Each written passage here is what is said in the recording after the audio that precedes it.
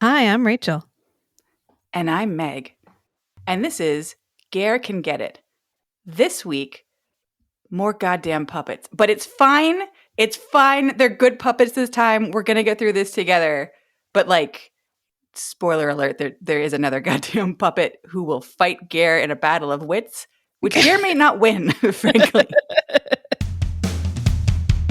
If they gave awards for makeouts on screen or stage, this guy would get a lifetime achievement. He'll find any excuse to get right to sucking face. You honestly wouldn't believe it. Dissecting each and every kiss with tongue. There's only one conclusion to come to. It's that Gare can get it. Gare can get it. Are they good puppets, or is it just actually a puppet and not like a secret actual character who is played by a puppet? I'm just glad that there weren't any more blowjobs, okay? Yeah, that's fair. I'm gonna take the gifts that Gare gives us when he gives them to us. Okay. And this week nobody lifted up a little apron and blew a teddy bear. So I'm like, this is fine. I can handle this. Thank you, This is universe, fine. for this gift you have given us this day. Blessed be. But it So giveth and it taketh, because we have to deal with that fucking contact the entire episode. The blue-eyed contact. I do hate, as a person who I think you will know, I am very fine with freaky contact lenses. I am A plus okay with a freaky contact lens. I do not like the contact lens that I was gonna say lenses, but no, lens, singular Yeah, lens that singular. they use on the actor who plays Harcourt Grimsby or Grimesby. I feel like they changed how they say his last name, but yeah, it is such a weird color. So we'll get there, and we'll get there. But these fucking contact lenses, yeah, I can deal with the puppet. I can't deal with the weird jacked up milky blue eye. I just don't like it. Don't like it. So this week we'll be discussing 2 episodes of Murdoch Mysteries. So we're going to talk about season 1, episode 9, Belly Speaker. It's from 2008. And then very, very, very, very briefly, so briefly, you could just probably skip it. We're going to talk about season 6, episode 4, A Study in Sherlock. It's from 2013. And it's a thing that exists. It's fine. But before we start, I have what do you call it? Like a self-correction? I don't know. I got real anal retentive and looked stuff up, and I found out that we were wrong, and now I feel the need to say that recorded forever for posterity.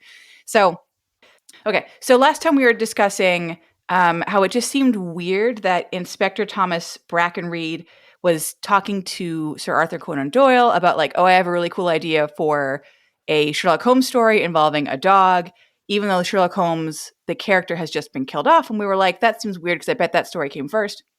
So I Googled it. Apparently, I don't know how you know what year each episode is supposed to be in Murdoch Mysteries. I don't know if maybe in season 1, episode 1, they say the year and all of season 1 is the same year, or if we just missed it, it's on a newspaper somewhere.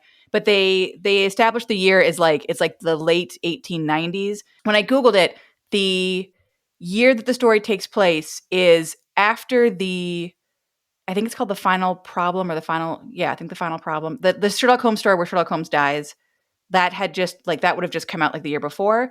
And then the first story after Sherlock Holmes comes back from the dead is in fact the Hounds of the Baskervilles. So Oh, chronologically, like I say, I don't know how we know what year this episode is supposed to be, because I don't remember anybody saying it's 1890 whatever. But apparently Hounds of the Baskervilles is after the death. What they huh. did get wrong, though, is that apparently Sir Arthur Conan Doyle, he does, obviously, like everyone knows, he gets really into spiritualism. That doesn't happen until around right after World War One. And it apparently coincides with, but I guess people are saying was not caused by like everyone he knew basically dying, either in the war or from causes related to the war. But so all Yeah. of that stuff, and him, I guess he actually did come to Toronto 2 separate times. And he does do these lectures, these talks about spiritualism. All this stuff does happen, but it happens 20 years after the setting of the episode. So they got the story time right, but not his travel time, right? If that makes sense. Yeah. But, so then I think they are suggesting that Sir Arthur Conan Doyle like steals the story from dumbass Inspector Brackenreed, which I still have a problem. Like at the end of the day, I still have a problem with it, but like whatever, it's a cute show. It's going to do what it's going to do. Anyways, Yeah. I don't know the Sherlock Holmes timeline, and now I sort of do a little bit. So good for us. Anyways, doesn't fucking matter. Who gives a shit? But I'm anal retentive, and so it's a thing I learned. So I had to. Somebody gives a shit, Meg, and they were yelling at that episode. No, no, that is not how that goes. That is not.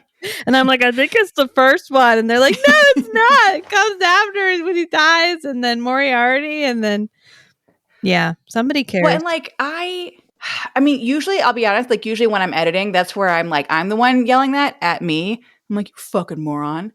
You fucking moron. That's called admission of a party opponent. That's what that exception is when you're in court and you're saying what the defendant said. That's what that like I'm like, no one gives a shit. Nobody cares except for me hearing myself be a moron and then going like, go to correct myself to myself. Well, I have to listen to it 75 times to edit it. Like it's only for my own mental illness. But now when I listen to this later, I will have outsmarted the mental illness and it'll be okay, is what I'm telling myself. Well, good. Yeah, I'm glad you found the solution. That's how that works. Yeah, it's not therapy or meds. It's being pedantic. That's how you fix mental illness. Oh my God. Yeah, you're right. I mean, that's the entire millennial philosophy. So it is known. It is known.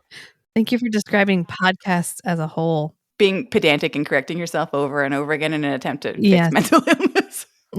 Yes. What could be mentally ill about this podcast series that we have where we discuss obscure roles of a 90s heartthrob, a 90s heartthrob in all of his non-heartthrob roles? Well, I think he is a heartthrob in Black Harbor. I think that's his role in that is meant to be like half like jealous husband or ex-husband, I think. Is he supposed to be like a hottie in Airwolf? Yeah. Are there love triangles and stuff in Airwolf? He's Ger. Does he play any other type of role?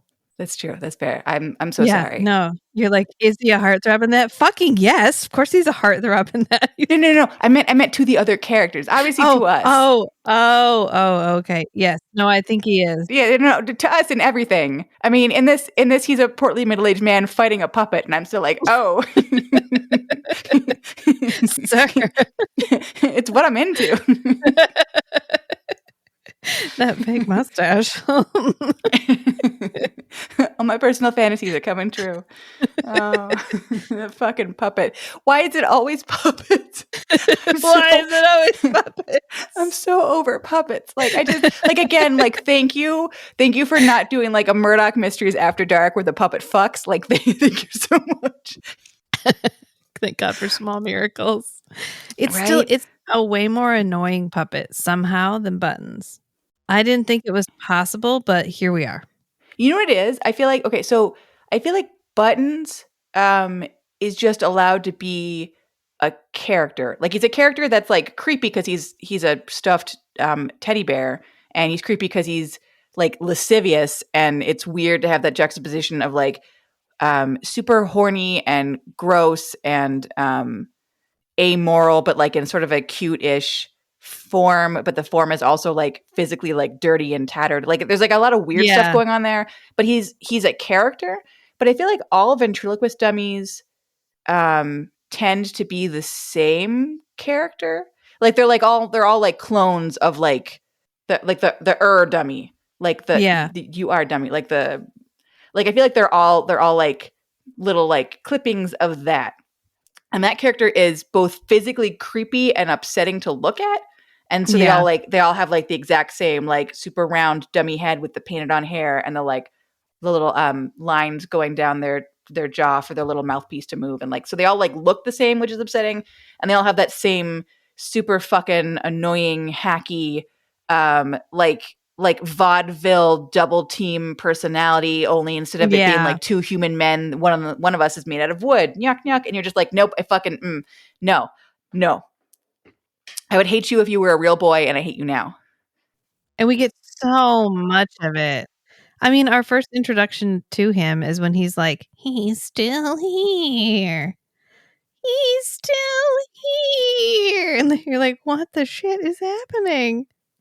It's unnecessarily convoluted. But like even there's like convoluted where like if you explain it to me, I can go, oh, okay, I see. Now I understand because you understand. Now I understand like why they went the way they did. I feel like at the end of this, I'm still like, I don't know.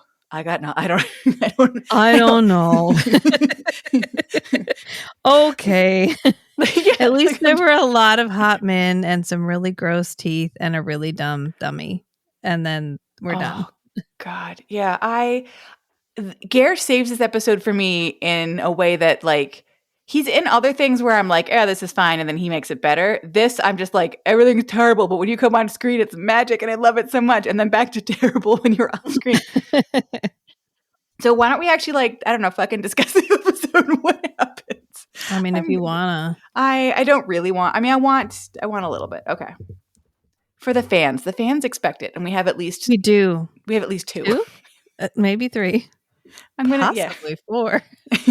Let's not get ahead of ourselves. I'm sure I can't. Could be as many as 5. Let's see. There's Ger. Ger's 2 kids. Shut up. By fans, you mean the people who are drafting restraining orders against us? Hey, negative attention is still attention. Yeah. I mean, look, you have to sign your name on any kind of a petition for a motion before the court. And what is an autograph if not just a signature? It worked for J.K. Rowling. That's why Harry Potter's so popular. What? Don't you remember that her books got banned and there were people picketing her books? Vaguely. Because of witchcraft and shit and Jesus. And they took them out of schools and yep. Well, now she's on the side of the religious right, so good for her. Well, although I guess she's on her like own third side, which is she invented a whole new way to hate people. So congratulations. I just like I know that this is like not the forum for that. I just like can't cis women and trans women, can't we just all be women who support each other and like just because different women have had different experiences doesn't mean that we're like not on the same side of women? Like, is that why is that? I don't know. That doesn't seem like it's that hard. But again, I'm real simple. I can't even understand the puppet episode of Murdoch Mysteries. So it may be that there are nuances to the discussion of gender that J.K. Rowling gets and that I just do not. But, you know, I does the best I can with the brain I got. Womp womp. I await enlightenment in that regard. To be as enlightened as J.K. Rowling? Well, we can all only hope. That's one way to phrase it. Anyway. Back to the puppet episode. Oh my God. Okay. So it begins. A man throws up and dies. Oh God, it's so gross.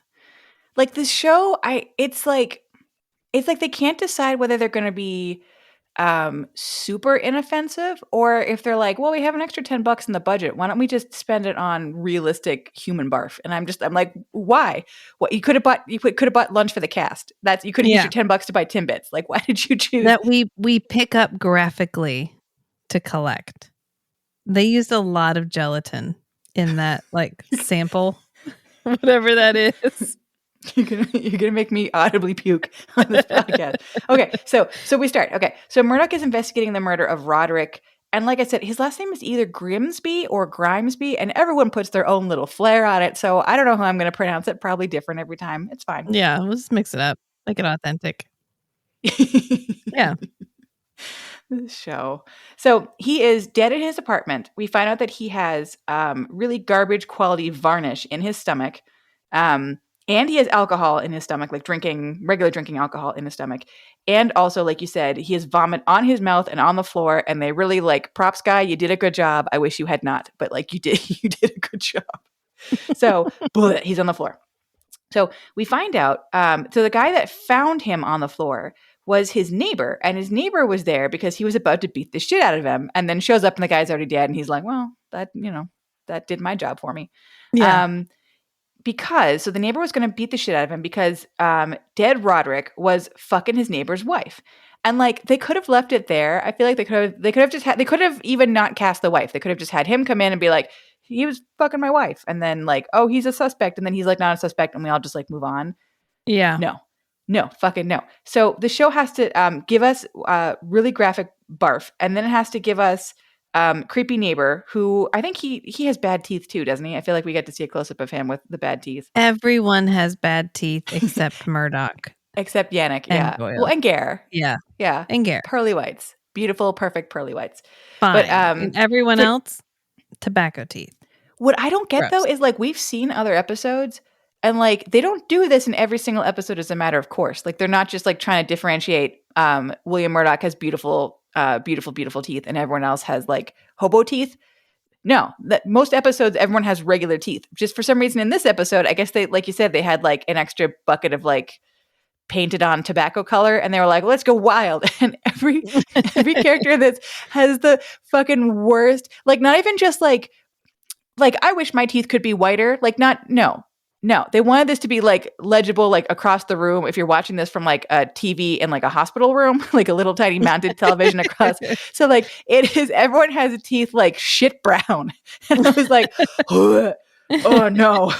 Oh, why? And there's so many close-ups too. So you're, many like, close-ups looking directly at everybody's teeth the entire time. And it's just like, I can't focus on the story because you have made the choice to give everybody bad teeth and like gross skin. Like they have not like broken out skin, but like flaky, like they haven't bathed. Like everyone looks dirty. Gross teeth. Because we like zoom in on everybody's mouth. And then everybody has like a patina. Like nasty. All of them. They're all sweaty. They're like sweaty and gross and flaky. And I'm like, I get it. They're supposed to be lower income. Like, I get it. There's other ways to shorthand that for me besides, look, guys, bad teeth. Feel physically ill. It did sort of remind me of Hush Little Baby, where they're like, you know who people don't like? The pores. Let's really ramp that up. Let's lean in. Can we lean in? Let make a note. I want to lean in. So let's do bad teeth. You want to do bad teeth? Let's do bad teeth. Well, we still have an extra $5 in the budget. What if, in addition to bad teeth, we just covered them in fucking garbage and slime? And then we did extreme close-ups, like in Wayne's World, like, wow, like just like all the way in close-ups. It's too much. Oh, it's so much. And like, you're right. Like they really like, I feel like I'm self-conscious about my teeth. So like, if I smile, like I'm not smiling with teeth generally. And I'm like, I know that like, I will subconsciously like not open my mouth like as big as maybe I could.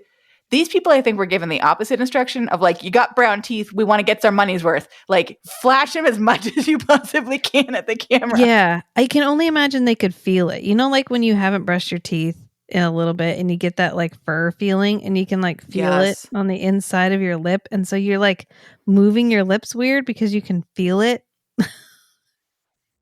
Yeah. Yeah. No, like on Forever Night when they hold their lips a little funny when they've got the vampire fangs in. Yeah. And they're just trying to like, God bless. It's gotta be hard. That's a lot. And then you gotta act cool, but you're also like, don't do weird things with your mouth. And then you make duck lips. And then here we are. Yeah. Well, and like, not to get too off topic, but like when they've got them in and you can see them like pushing against the lip a little bit and they're like trying to not. They're like, no, this is normal. You don't know I have fangs. And I'm like, sir. I do. It's fine. Your mouth isn't normally like protruding like up. Like, like something is wrong inside your mouth area. Oh. Yeah, no, but I mean, it's gotta be worse for them on Forever Night because like you said, they have to like be cool or menacing. And here they're just like, I feel gross. I have to be gross. I'm gonna use this. I'm a method actor. Like, cool, I'll be gross. And the guy who plays, is it Harcourt? Yes, the son. He does a really good job because he's gross, and I believe he's gross, and he's punchable, and I believe he's punchable. Like the whole time, I'm like, you're doing a really good job making me hate you right now. I feel bad because the whole time I was watching him, I was like, I bet outside of this, you are very handsome, and I bet that like I would watch you. I had like the opposite reaction to you, although like yes, they painted his teeth like a caramel color, which not a fan. But like, I was like, oh, you are a really good actor. You're very effective in this role. And I can see how you could be like the lead character in something. Like I can see how you would be able to do, like you were compelling to watch. I want to watch more of you. I don't want to see you with that weird fucked up blue eye. So like never, ever, ever, goddamn ever do that again. But like I would watch things that you were in. Like I enjoyed you. I don't know. But because we had talked earlier, like why didn't they pick an actor that like had two blue eyes and you give him one brown contact and that would have looked more normal? But like this actor is very good. I can see why they picked him. I just like could they have like picked some other color for the contact? Like I bet you could have gotten like a green-eyed contact that looked sort of normal, or you could have, I don't know, like given him like a black contact, or give it like something that would not have been like, or like there's got to be like a normal blue contact lens somewhere in all of Toronto that's not like that weird turquoise color that no human person has ever had on their face. Like I just Right. It didn't look. We'll get there. Yeah. Even It was- pretend natural. Yeah, it was so weird, and like it was like the brown teeth where it's like I'm not even focusing on the words coming out of your mouth. I'm just like, what the fuck is happening with your eye? I want to like poke it. I just want to be like, be less, be less. But okay, all right. So we find dead guy in the ground. We know that neighbor was mad at him because he was fucking neighbor's wife. We briefly meet neighbor's wife, who is horrible. She is the fucking worst. I want to spray her with a hose. I want her to Horribly go away. amazing. She's hysterical. I liked her character. I mean, she was effective in her role. Yeah. She's like, I don't know. I fucked him. I don't know what to tell you. Like, I wasn't there for conversation. I was there for one thing.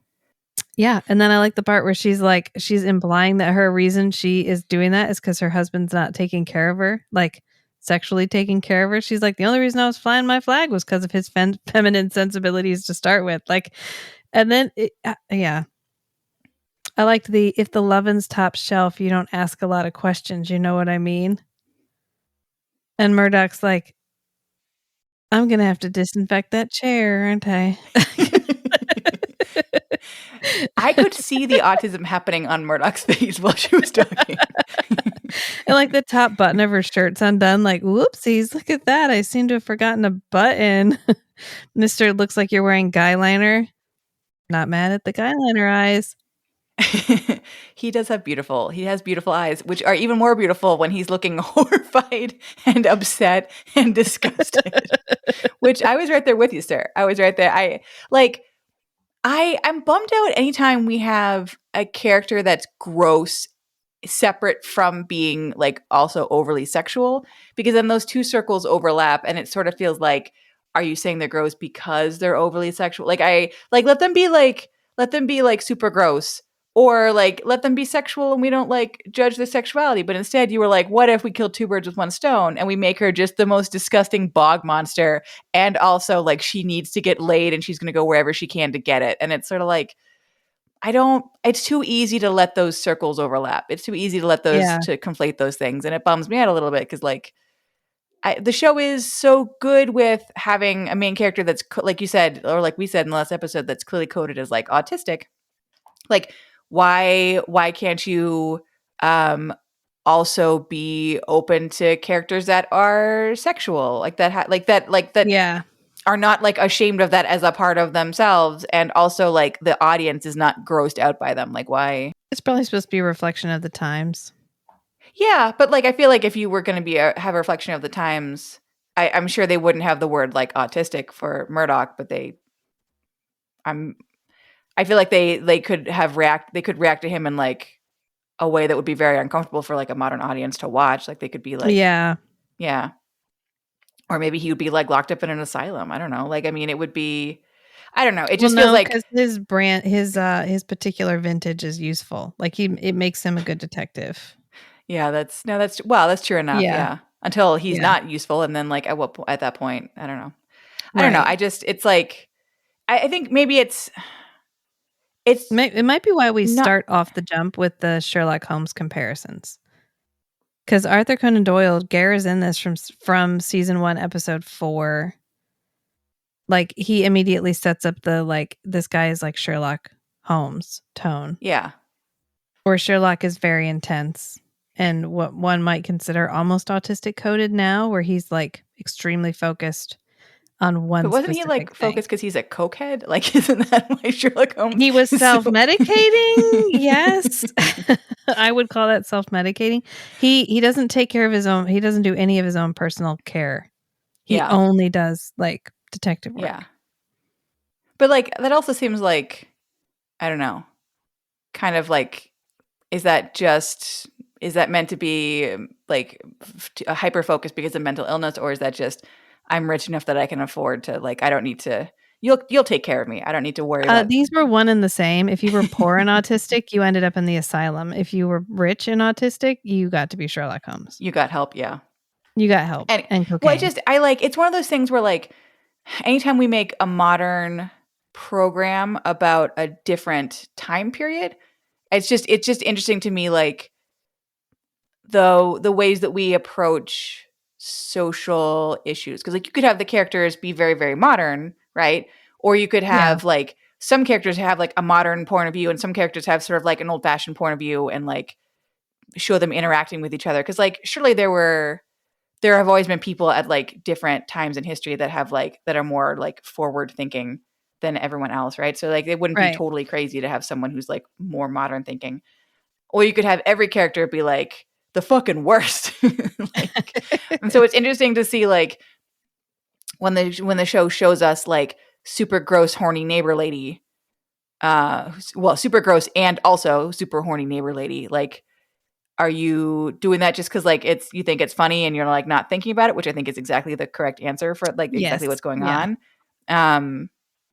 I don't know. It's just sort of like you it's a choice that like you made, and like I don't know whether it was the right choice, the wrong choice. It was a fucking gross to watch choice, but like I hate when those like it just seems like such an easy poke down, like such an easy jab. Yeah.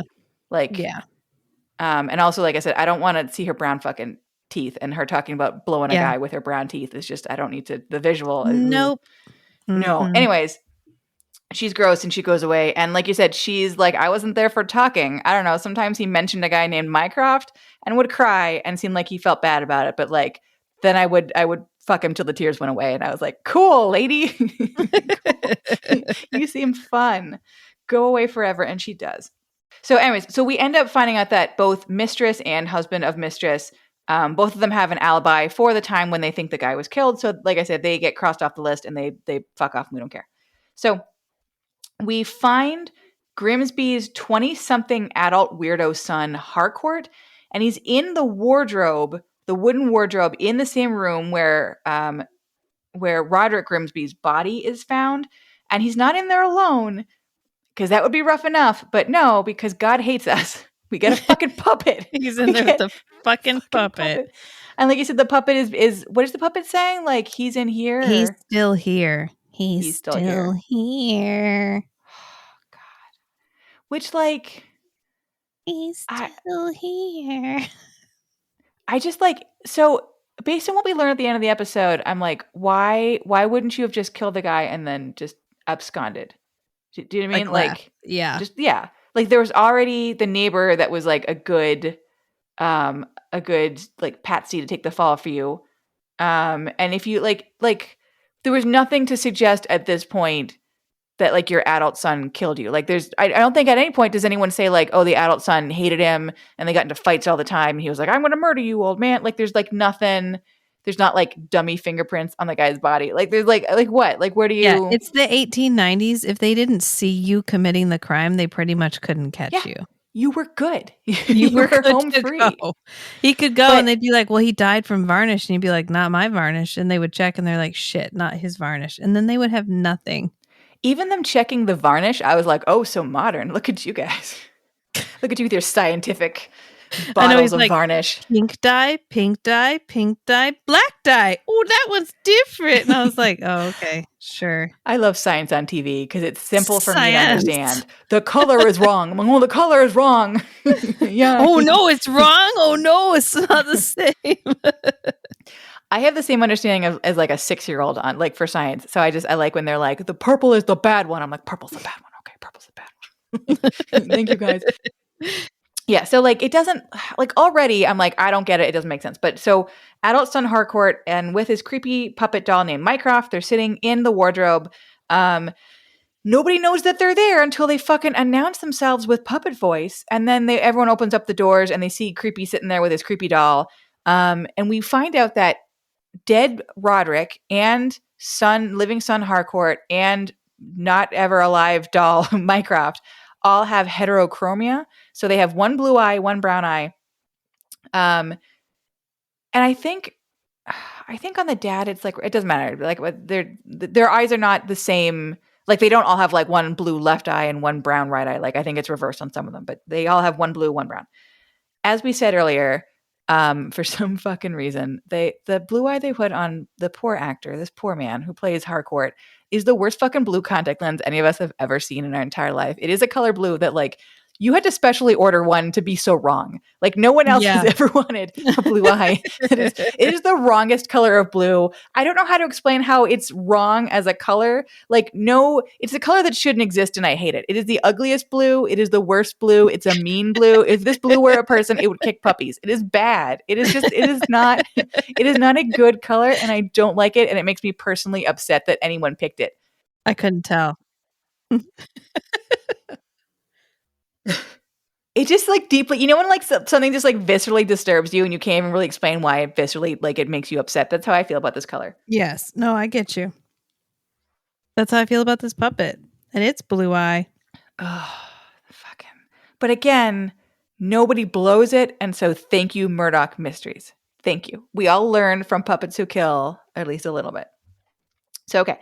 So Harcourt, they find him in the cupboard. He's like, hello, I killed my dad. He just confesses what the fuck right away. And like, I feel like, again, in like the actual 1890s, they would have been like, well, we're all done. Yeah. Good job, us. Yeah. Dunzo. But no, Murdoch is like using I'm just going to say his autism powers because that basically appears to be how he solves every crime. He's like, no. He's like using his neurodivergence, which like, I feel like they play it as like no one else gives a shit. And he's like just neurodivergent enough to be like, what if the murders made sense? And everyone's like, that's crazy, Murdoch. like you're living in the clouds, man. And he's like, no. What if you have to put the pieces together? Hear me out. You have to follow the pieces and they have to make sense to explain how the murder happened. And they're all like, what? Their like brains are exploding.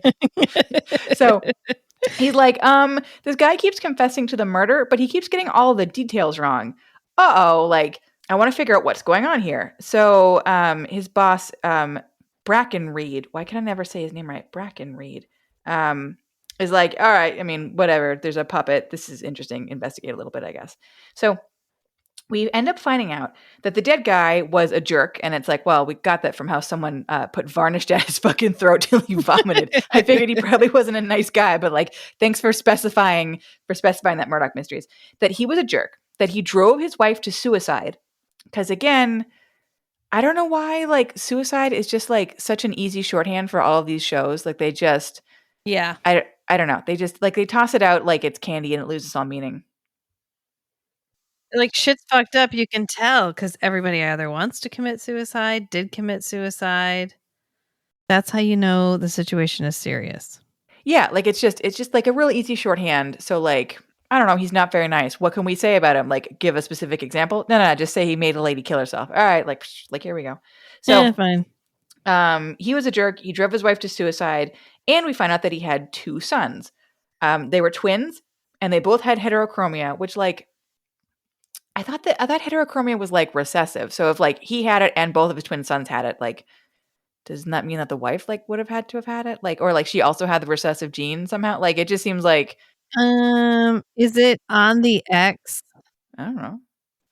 She would have had to have it. Like, I don't know enough science, but I just feel like if it's recessive, it's hard to pass on. And if you have like, do you know what I mean? Like, I don't know. If it's recessive, it's hard to pass on to girls because you get 2 copies of the X. So you'd have to have 2 recessive copies to be able to express it. But she could have been a carrier. If she was not a carrier, if she actually had it, that would explain why all of her sons have it, because she gives them the X. The dad gives the Y. So the dad would actually not be the one to transfer that. Right.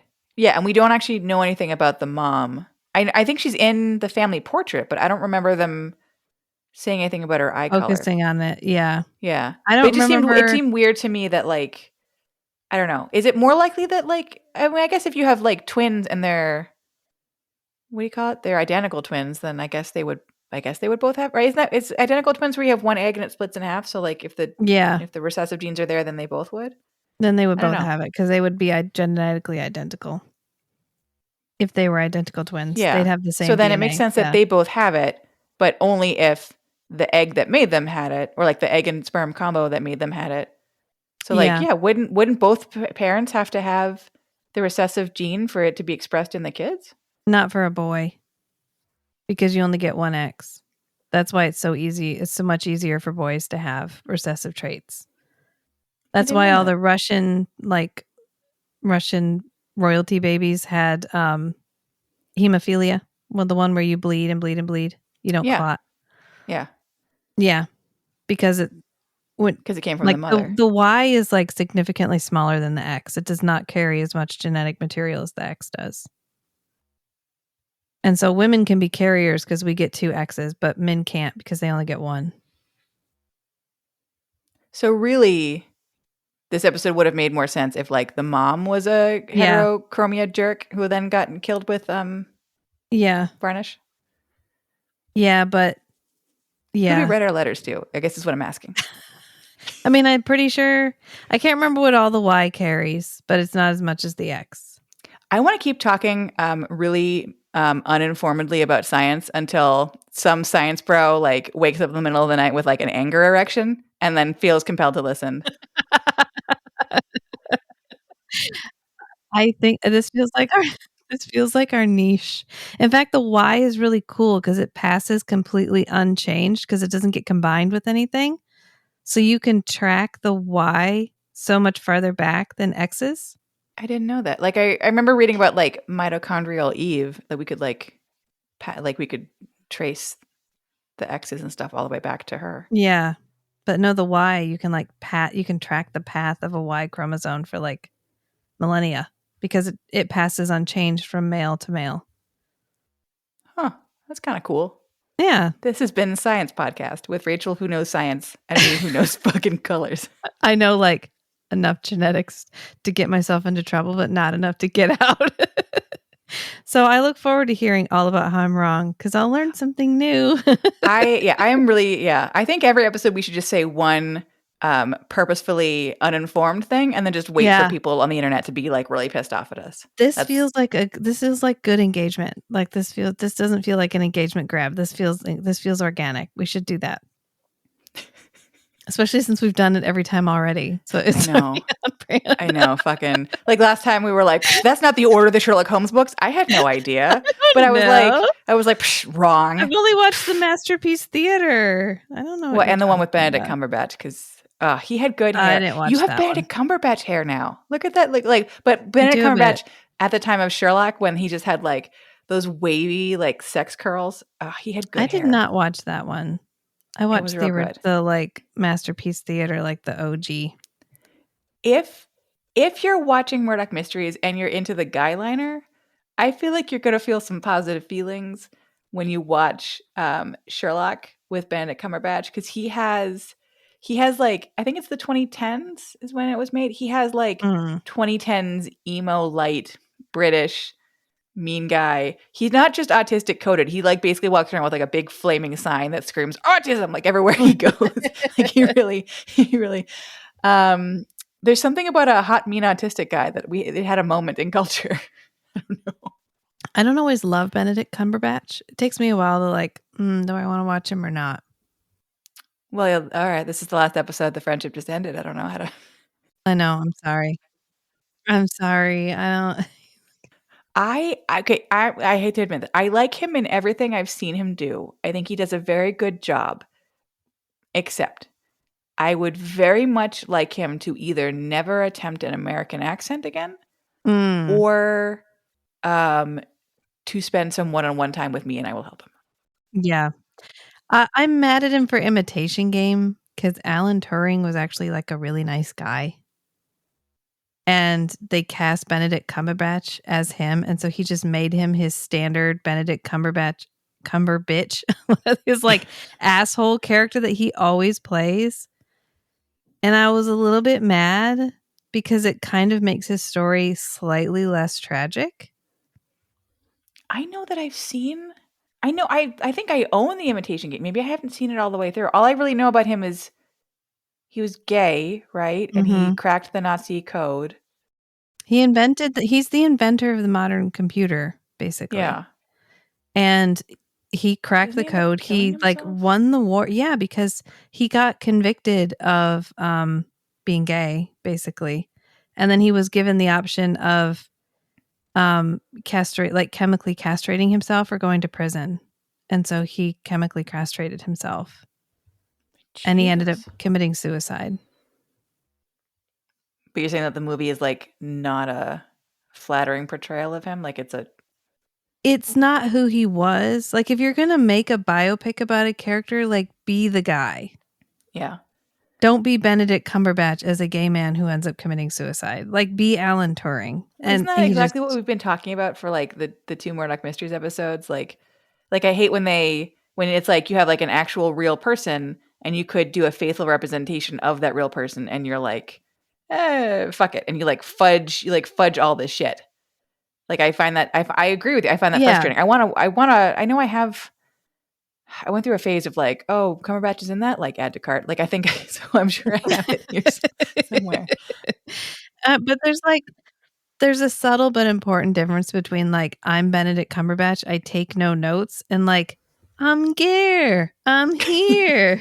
I'm here to fucking play around. You want me to be No, but it's not. Arthur Conan Doyle? That's I'm not great. mad at. Look, I'm not mad at a horny Ger performance. Please don't Yeah. don't ever misunderstand. I support a horny Yeah. Ger performance. I don't care if he's here that's what playing a I'm real getting person. at. I'm not mad about that. I'm mad Yeah. about like Ger never plays a tragic real life character that he's like, what if he wanted to fuck everyone? And they were like, but he didn't in real life. And he's like, I kind of feel like he did. Like I've spent a lot of time with this character. I've been method acting, and I just really feel like the last 3 women I've slept with, it was because I was trying to be that character. Just kidding. I like that this entire podcast is like the most positive, flattering slander. Do you know what I mean? Well, actually, no, wait. It's recorded, so I guess it's liable technically. See, Yeah. look, I just corrected myself. But like, I like that it's like In the real time. most. I know in real time. I caught my my dummy dumb self. I feel like we we are so degrading about his character, and yet we're like, but this is why we love him. Like we're just, like he's such a horny sack of shit, and that's why we are such fans. But no, but I mean like I realize that like anytime that you are going to portray like a real historical character, whether it's something goofy like Murdoch Mysteries or something serious like the Imitation Game, like I realize like you have to do like little elisions and you have to like judge stuff around a little bit because like otherwise there's no way you'd have to make like a real-time movie that lasted the like 43 years of a person's life. Like there's Right. you have to make like cuts and changes and shit. Like I get that.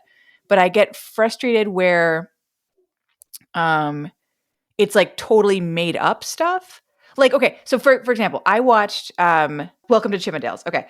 Anyways, so when I first saw like the ads for it, I was like, okay, it's about this real life murder that happens at Chippendales of this guy that starts Chippendales with Steve Banerjee. He's jealous of his girlfriend who is a model and she's going to become an actress. And he's like, no, you're going to sleep around. You're going to sleep around. And she's like, I'm not sleeping around.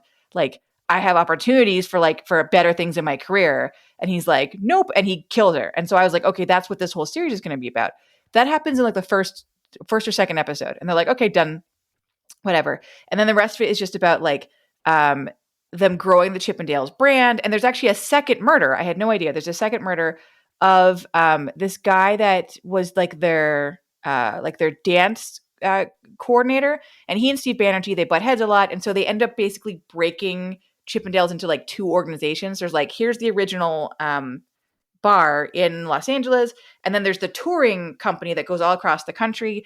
And it's the touring company that is run by the guy who's the dance coordinator, and they're making all this money. They're making more and more money because the main Chippendales location in Los Angeles, they keep breaking like every single occupancy like restriction and like hours restriction, and like they keep getting into trouble. They keep doing shit wrong and pissing away money. And then Steve Banerjee, like anytime you could make a bad business decision, that guy was there. Like he was like somehow like only bad choices. And I'm not going to say that I don't identify with that innately, like as a human person, but like in terms of a business, it's like not good. So he ends up getting mad. He like feels like the other guy is stealing money from him because he's like Chippendales is my idea. And this guy who's like touring around the country, he tricked me. And that's how he's getting all of this money. And that's how he's so successful. And so anyways, he like hires a guy to kill him. So like that's the short version.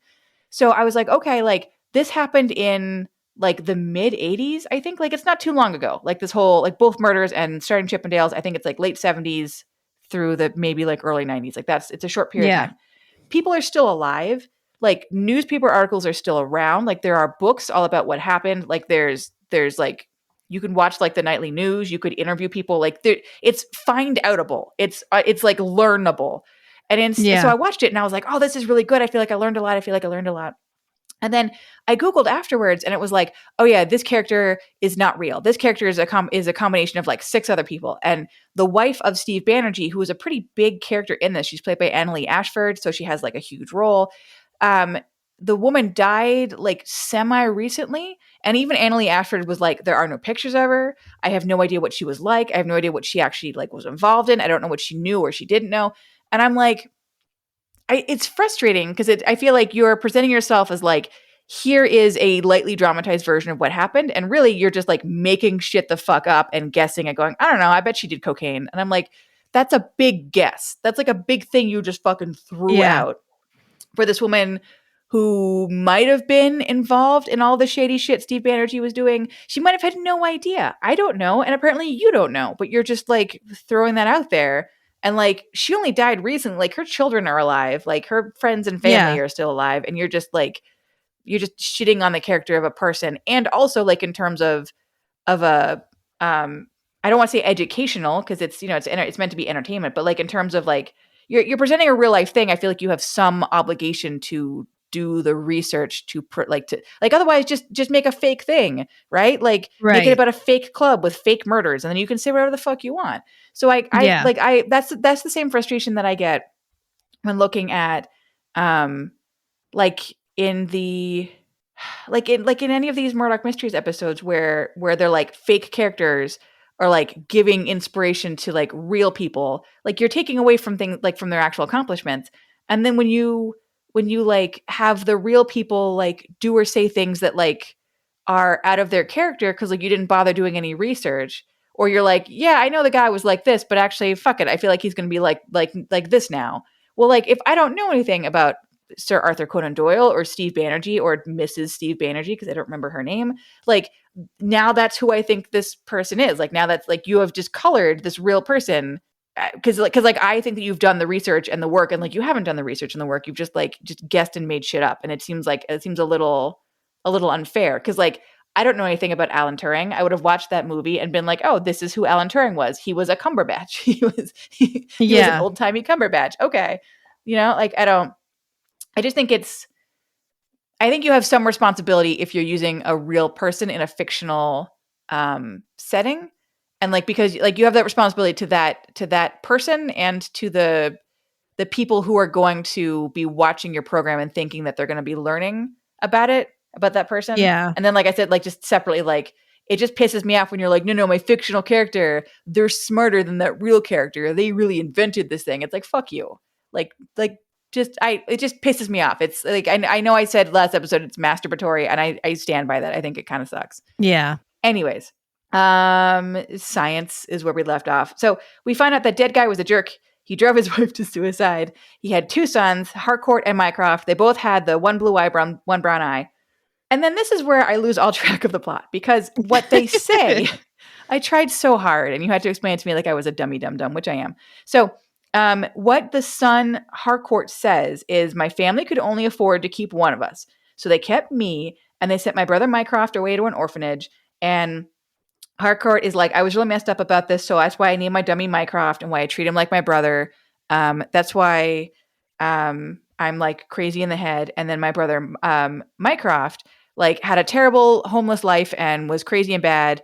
And Harcourt goes from saying, "Oh, I'm the one that killed my dad," to my adult twin brother came in from off the street, and he was mad at my dad for having abandoned him, and so he killed my dad. And basically, I watched, and I'm going to take the blame for it because it was unfair. Basically, that I was the one that got the good life. Why did I get the good life? So I'm going to take the blame for it, so my brother can go free and he can have a chance at like some peace, whatever.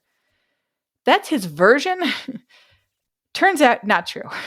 But I spent the whole episode being like, wait, what? And then it turns out just wrong. So everything I just said to you, bullshit and lies, no one cares. Except there were, in fact, 2 children with the heterochromia, Harcourt and Mycroft, and they were the sons of this guy. They did exist at some point. That turns out to be legit. So anyways, so we spend the whole episode with fucking the guy with Harcourt like talking through his creepy dummy.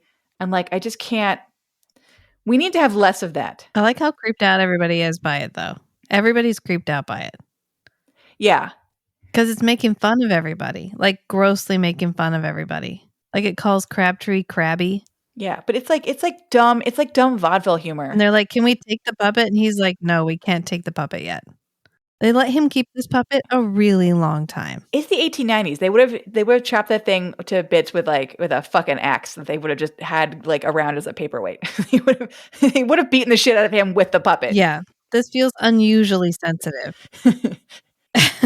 This feels so sensitive. But that's what I mean. It's like the show is like sometimes like extra modern, and sometimes it's like no, old-timey. And I'm like, just okay, all right, like because they're like, no, he needs it. He's traumatized. He's using the puppet to talk for him. In this one instance, could we be extra old-timey and just beat the shit out of him with his own puppet? Like, can we just use the puppet like a sack of oranges and just beat him and there's no mark? Like, can we just do that? But yeah. No. So, anyways, so Harcourt first is like, no, I'm the killer. And then he's like, no, my twin brother is the killer, but I'm confessing because I'm doing it to protect him. I'm going to take the fall for him. And then Murdoch is like, well, you're taking the fall for him. It wasn't you. I release you. Like, go onto the streets. And the guy's like, thumbs up. All right, bye-bye. I keep forgetting that this is an audio medium, and I'm trying to like make thumbs finger up. guns at the camera. Like, nope, that's not going to come through because it's audio. You goddamn dumbass. Okay, so I get stupider like as the night goes on. So, so Murdoch is like, go, I release you. Go with God, via con Dios. And so Harcourt leaves and he disappears, and we don't know where he is. And then Murdoch is like, wait a minute. Like psychic autism moment, and he thinks about the picture that he saw of the family when they were kids, and he realizes that Harcourt is not his eyes and the eyes of the child in the picture who has been identified as Harcourt. They're like the colors are reversed. They're inverted, yeah. Which now that I think about it, how does he know which kid in the picture is Harcourt? Like there's just 2 twins, right? Or that the photography negative wasn't switched. Yeah. Maybe the one twin had like a little M sweater and the one had an H sweater and I just missed it, but like in Harry Potter. Yeah. But he's like, oh shit, it's the other twin. His eyes are reversed. We were talking to Mycroft the whole time. And I was like, okay. So the guy, like, I don't know. All I remember is the scene where he's like throwing the puppet's head up and down. Like it has the puppet can raise and lower its head, and so it's like woo and spinning around, and I was like, I fucking hate this. I fucking hate the puppet. It was, although I will say that the actor that they got to play, I think Mycroft, but like he called himself Harcourt the whole time. So that guy, the living son, yeah, whenever he had to do ventriloquism, like whenever he had to throw his voice, like he was doing a very good job. Like he looks like he is trained at doing it. Like you could see, when you have ventriloquists and they like their mouths aren't moving, but you can see their Adam's apple because it's always a man because they're lonely. You can just see the Adam's apple go like up and down and up and down. Like he was really doing it, and like I appreciated that. Like it is a skill, it is a talent. Yeah.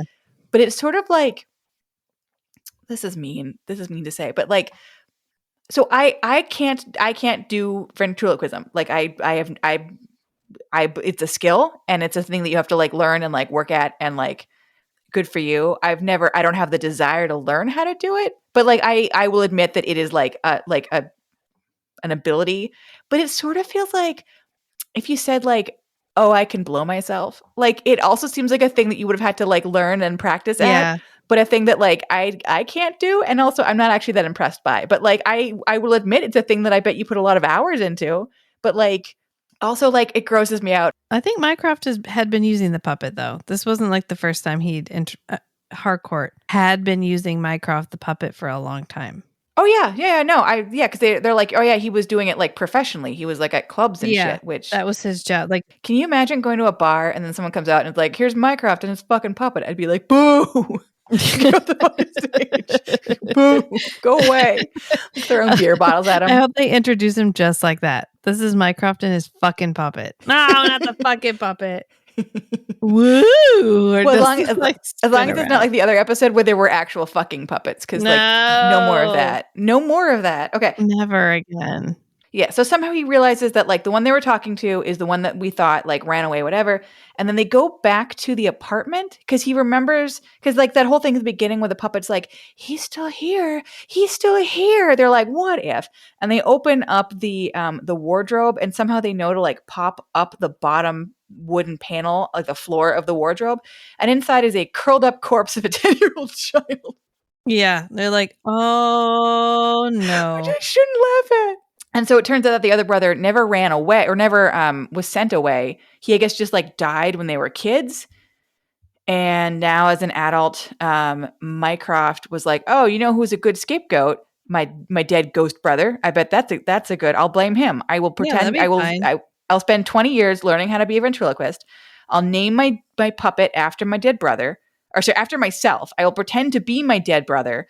I will go on tour as my dead brother with the puppet that has my name. The fuck is it? The more I talk about this, the more I'm like, the plan is coming together. Yeah. And then I will kill my father with varnish, but not good puppet varnish, because I actually would like to. I'm going to take care of my puppet really well for the 20 years before I toss it away.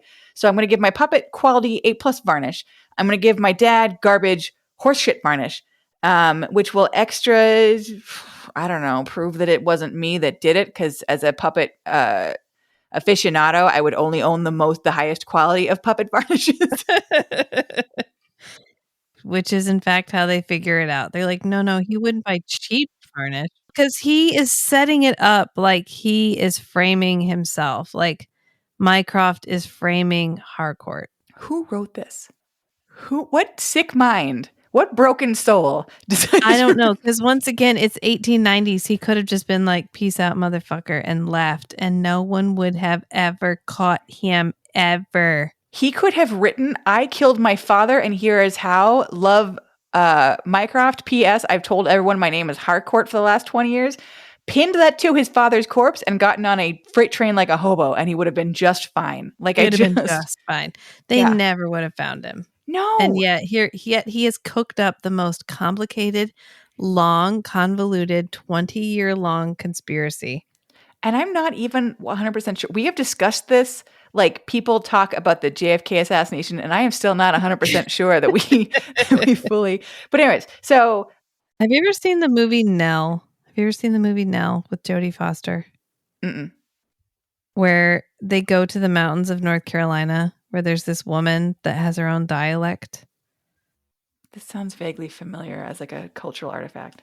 Yeah, and it's because she and her sister were twins, and her mother had them out of wedlock, so she kept them at home, and she had a stroke, so they learned how to talk from a woman with a stroke. And they never lost their twin language, and so her twin dies, and she like decorates her twin's corpse. That's what this reminded me of. Oh my God. That seems like one of those movies that like at the time would have been very poignant, and now it seems like it would be unintentionally hilarious. It's got Liam Neeson in it, I think. He's like the researcher that goes to try to figure out what her language is. And it's Jodie Foster, and she has to do like the Lord's Prayer all the time, and she's just going, Tay May, Tay May. And they're like, what, honey? And she's like, Tay May. Okay, so exactly like what I was picturing, where at the time poignant, but now it just seems like laughably offensive. Yes, okay. Yes. Anyway, this is what kind of reminded me of. We'll do a double feature. We'll watch that and then we'll watch Teeth, which is the movie that I really think. Yeah, Teeth and Nell. Those thematically, that feels it feels like exactly what you need to combine. I think watching those two movies together will either cure everything that ails us or will be the impetus for our murder will spree across the country. ail everything that cures us. Yes. Should we discuss Ger's role in this episode? We have finally gotten to the good Ger part. I got through the weird puppet shit. So as Sir Arthur Conan Doyle on a mission. He is so good. Okay. So just like close your eyes and like fast forward through all the weird puppet dead twin bullshit because it's not going to get good. But Ger is in town. Still Sir Arthur Conan Doyle, still to us, ever Ger.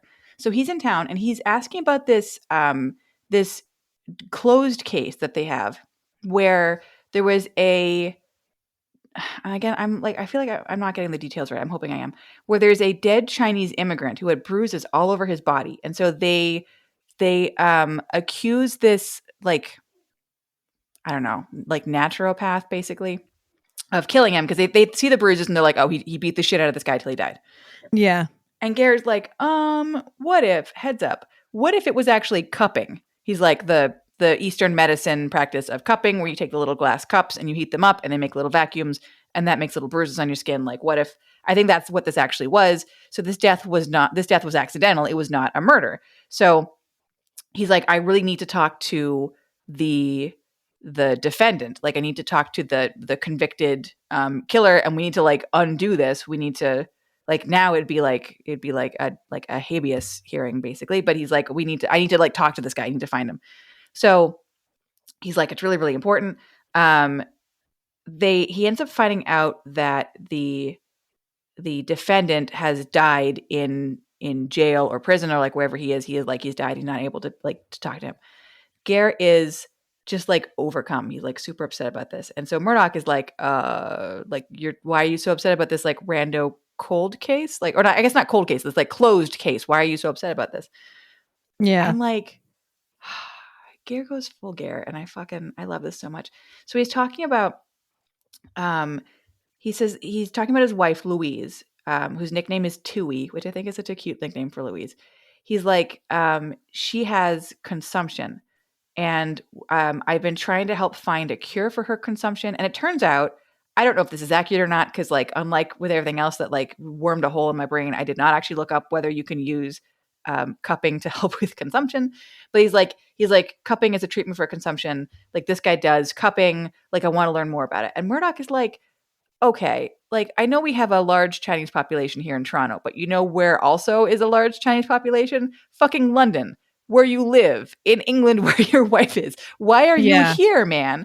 And he like realizes that Ger basically just feels so helpless that he can't stand to like still be in London with his wife. And he's like using this as an excuse to like, I'm going to find the guy that does cupping way the hell over in Toronto. Like, and that'll be my excuse for like not just sitting here and watching you slowly die while I'm powerless to help you. And so he's having this conversation with Murdoch. And Ger goes fucking teary-eyed. He is like you see the struggle on his face. You see the weight on his soul. And I was like, ugh, masterclass. In the same episode as fucking Twinsy McPuppet murder. And we get Ger and the cupping and I can't help my wife and I'm sitting here watching her die.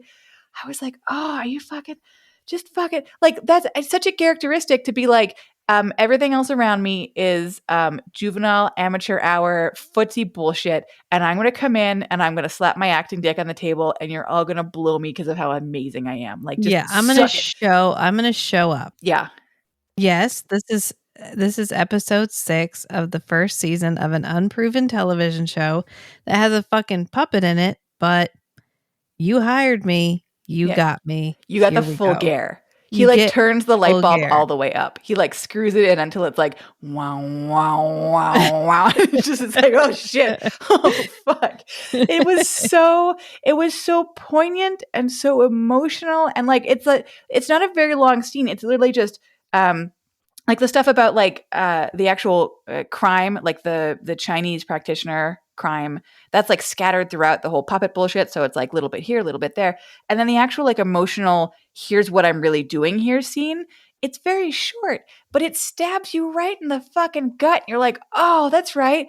Like you're Garrett Wynne Davies. Like you know how to do this. Like I'm like grabbing someone by the heartstrings and yanking till they explode. Like that is your deal. That is your bag. I fucking love it. So Murdoch is like, okay, man, like, why don't you like, yes, you're powerless, but like, we're all powerless. Like, why don't you go and spend, like, your wife doesn't have much time. Like, go and be with her. Like, that's not nothing. Like, I know that you like, you Right. want to fix it. You want to do something. Like, you can't. None of us can. Just be with her. Just go. So, um, so anyways, he goes. So like, that's like half of Ger's performance. Because Ger does two things. He does two things very well. One is, I'm going to grab you by the heart and I'm going to make your soul hurt. The other thing is, I'm going to swing my dick until it finds a lady. So Yeah. somehow he manages to do both of those things in this episode, which is like as confusing as the whole puppet chronology. Because, well, half the episode is, I love my wife. I care for my wife. She's dying and it makes my heart hurt because I can't fix it. And watching her is the most painful thing, and I cannot bear to do it. Like, that is half. The other half is, hey, what up? You want to fuck? And I'm just like, so the other half, Well, and it's the Ger accurate. performance. I know. So Yeah, the other yeah. half, Nuanced. such nuance, such depth of character. It's got layers. It's got layers. Which I just like, I know we've been discussing how I don't like libel of actual like having real people, like libel of real people. But at the same time, I choose to believe that Sir Arthur Conan Doyle also could fuck, because it just makes it so much funnier in my head that he was just like also a dick on wheels. Anyways, so during the other half of the episode, when Ger is sort of like trying to act like he's investigating the Chinese cupping murder, which I don't really know why. Like he's acting like, I wonder what these bruises are Because from. he's And it's like, pretending that he's going to write a book based on Murdoch. That Murdoch is going to be his next detective. okay. And that he's going to be solving these like cold crimes. He's going to be opening old cases and coming up with new ideas. And they're like, nobody cares about cold cases. Nobody's going to watch or listen to anything about people solving murders that have already been solved. And he's like, oh, is this going to be big? And then winks at the camera. But like, True crime, it's going to be big. I sort of don't know. Like, you already had an excuse to come here and want to talk to the cupping practitioner. Like, why did you need an extra level? So you have the fake level of I'm going to write a story, and then the semi-fake level of no, I want to talk to this guy because he's the only one who knows about cupping, and then the real level of my wife is dying. Because he didn't want anybody to know how much it mattered to him. That his wife was dying? Yeah.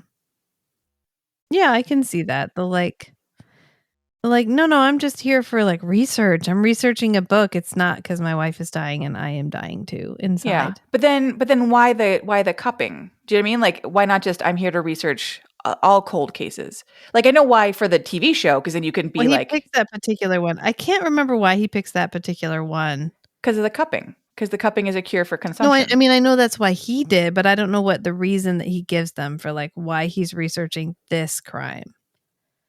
Because it's clearly, it must be Murdoch's crime because he's trying to figure out like how Murdoch made decisions about stuff. Because he wants to write about Murdoch and crime. So like he's like, oh, you solved this one. Tell me how you solved this one. Right. And in the meantime, we have this really weird, convoluted puppet episode where this guy is literally confessing to the murder and Murdoch's like, I don't buy it. I just don't think that's true. Yeah. But then the cold case is like, he walked in and this guy was in the room with the body and the body had bruises on it. And he was like, oh, that's the murderer right there. Get that son of a bitch.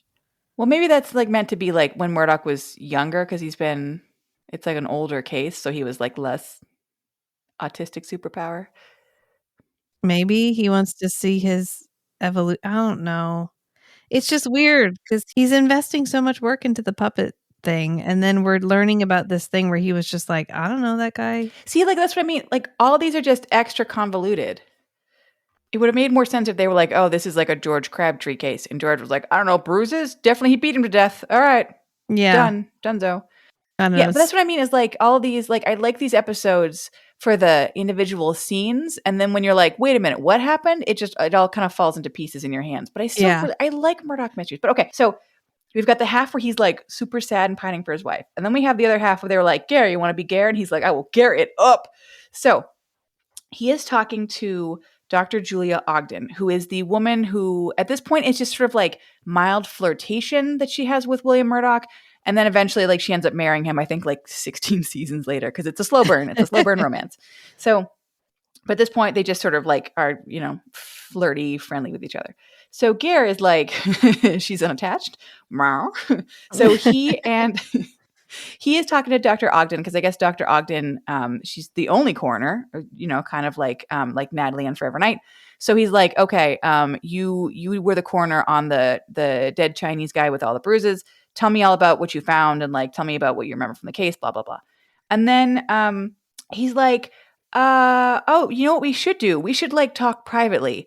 Probably, you know what? Probably we should do that like I don't know over dinner, like maybe just the two of us at like a fancy restaurant and Yeah. you know I don't know like see where it goes afterwards. I don't know like that could be cool. You're Yeah. a curly haired coroner that it turns out is exactly my type.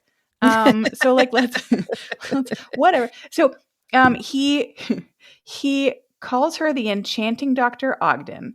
He does the full on eye contact kiss on the hand because that's how he do. That's Yeah. how Gare says hello. And then this is my favorite part. And like, I don't know whether this was intentional on the character's part or intentional on the Gare just being Gare part. I like to believe it's a little bit of column A, a little bit of column B. But the way that so he's talking to Dr. Ogden and they're like, yeah, we'll go to dinner and we'll discuss this case. So the camera is looking at Gare and then Dr. Ogden like leaves towards us. So she kind of walks like through the camera. Gare's eyes go right to her ass and follows the ass out of the room. And I was like, that's immortalized on screen forever now. Yeah. Sir. You took Sir Arthur Conan Doyle and you were like, what if, hear me out, Yeah. horny as fuck while his wife is dying. It is his profession and his pleasure. It is his gift and his curse. It is his gift and his curse.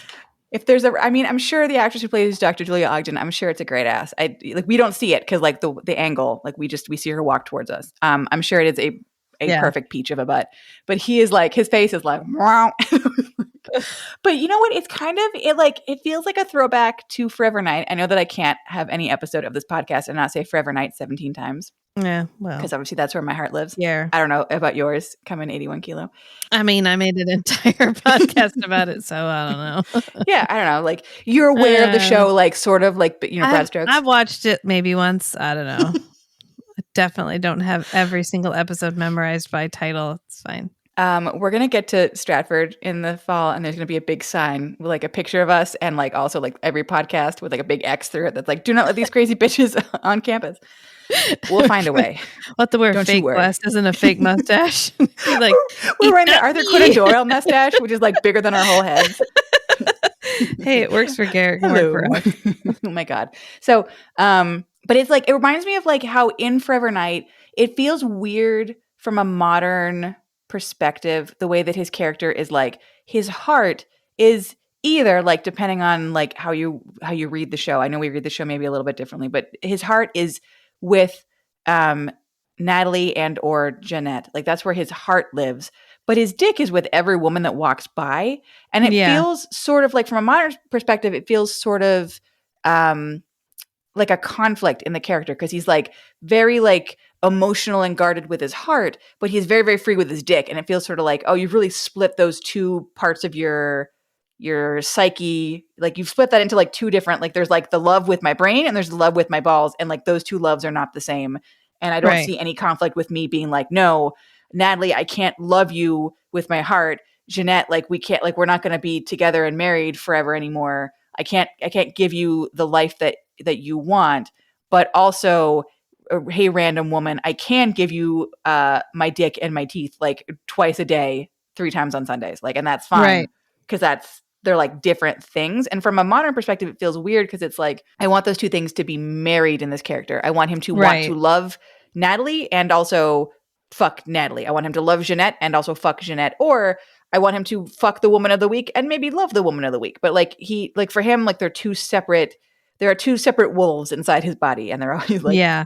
somehow they like, I guess they're not fighting. They're two separate wolves that like just like they eat different foods, I They're guess, and they just like together. live. They're a pack. They hang out. Yeah, they they're do bros. stuff together. Yeah. bro wolves. Sometimes they go out alone. Sometimes they go out together. Yeah, but they're like two Yeah. separate animals. Whereas I feel like normally, when I'm watching a character or reading a character, like I want it to be one wolf that encompasses both.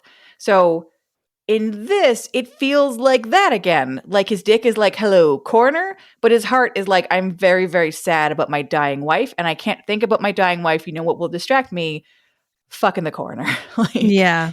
so it's kind of, I don't know, it's sort of interesting. Not that everything in his career is a throwback to Forever Knight, but I like that we can frame it that way, you know? Yeah. So we have the Ger story, we have the puppet story, and then at the very, very fucking end, because the show cannot leave well enough alone, after it shows us the dead little boy body in the cupboard, it also shows us a dead little boy ghost. So the ghost of the twin brother when he was like, I guess he died at like 10, so it's a little 10-year-old boy ghost. Yeah. And I was like, we just had an episode where we were comfortable in ambiguity, and now we're like, psych, there's a ghost. Yeah, I didn't love how concrete this was because we left it on such a beautiful, ambiguous note of like, is the supernatural real or not? And then this one, it's like, oh no, he straight up sees a ghost. It's fine. Yeah. Well, what's weird is, like I said, I haven't watched this show in any kind of like a correct order. I've just cherry picked around, and I found out that there was a vampire episode. So naturally I was like, click, I'm going to watch that one. And they like, not like, it doesn't spoil it, I don't think. But it ends up very firmly in the realm of monsters are not real. Here's like the scientific explanation for like what happened, and here's like the real world version of this. It was not a vampire. There are no monsters. And in that episode, there's a couple of references made to other episodes where like supernatural things happen. Like there's a mummy episode. I think there might be like some others, but like they mentioned, they're like, oh, we've had this monster and that monster. Now we have this monster. Like they're like, someone makes like an offhand comment. And even in the ones I've seen, I know I saw the mummy episode. Even there, it was sort of like, we said that there's a mummy's like a curse on the mummy's tomb and the mummy's objects, I guess. But even there, it was sort of like, sort of more ambiguous. Like maybe there's a curse, but maybe it's one of those, I heard there's a curse, and so I'm gonna put things in motion. Yeah. And here's how these things are explained. But at the end, they're like, oh, but what about this? Maybe it was the curse. Like, I'm fine with it being ambiguous like that. Like, I don't mind it. And I think in the first episode we watched, I think it's really nice. Like, it's very sweet. Like, either this guy's dead fiance came back, or this woman like pretended to be his dead fiance to give him closure. Like, either version of that is good. Like, I enjoy that as an audience. But like for this, where it's like, and I don't know, a fucking ghost, bam! I was like, fucking it, come on, guys.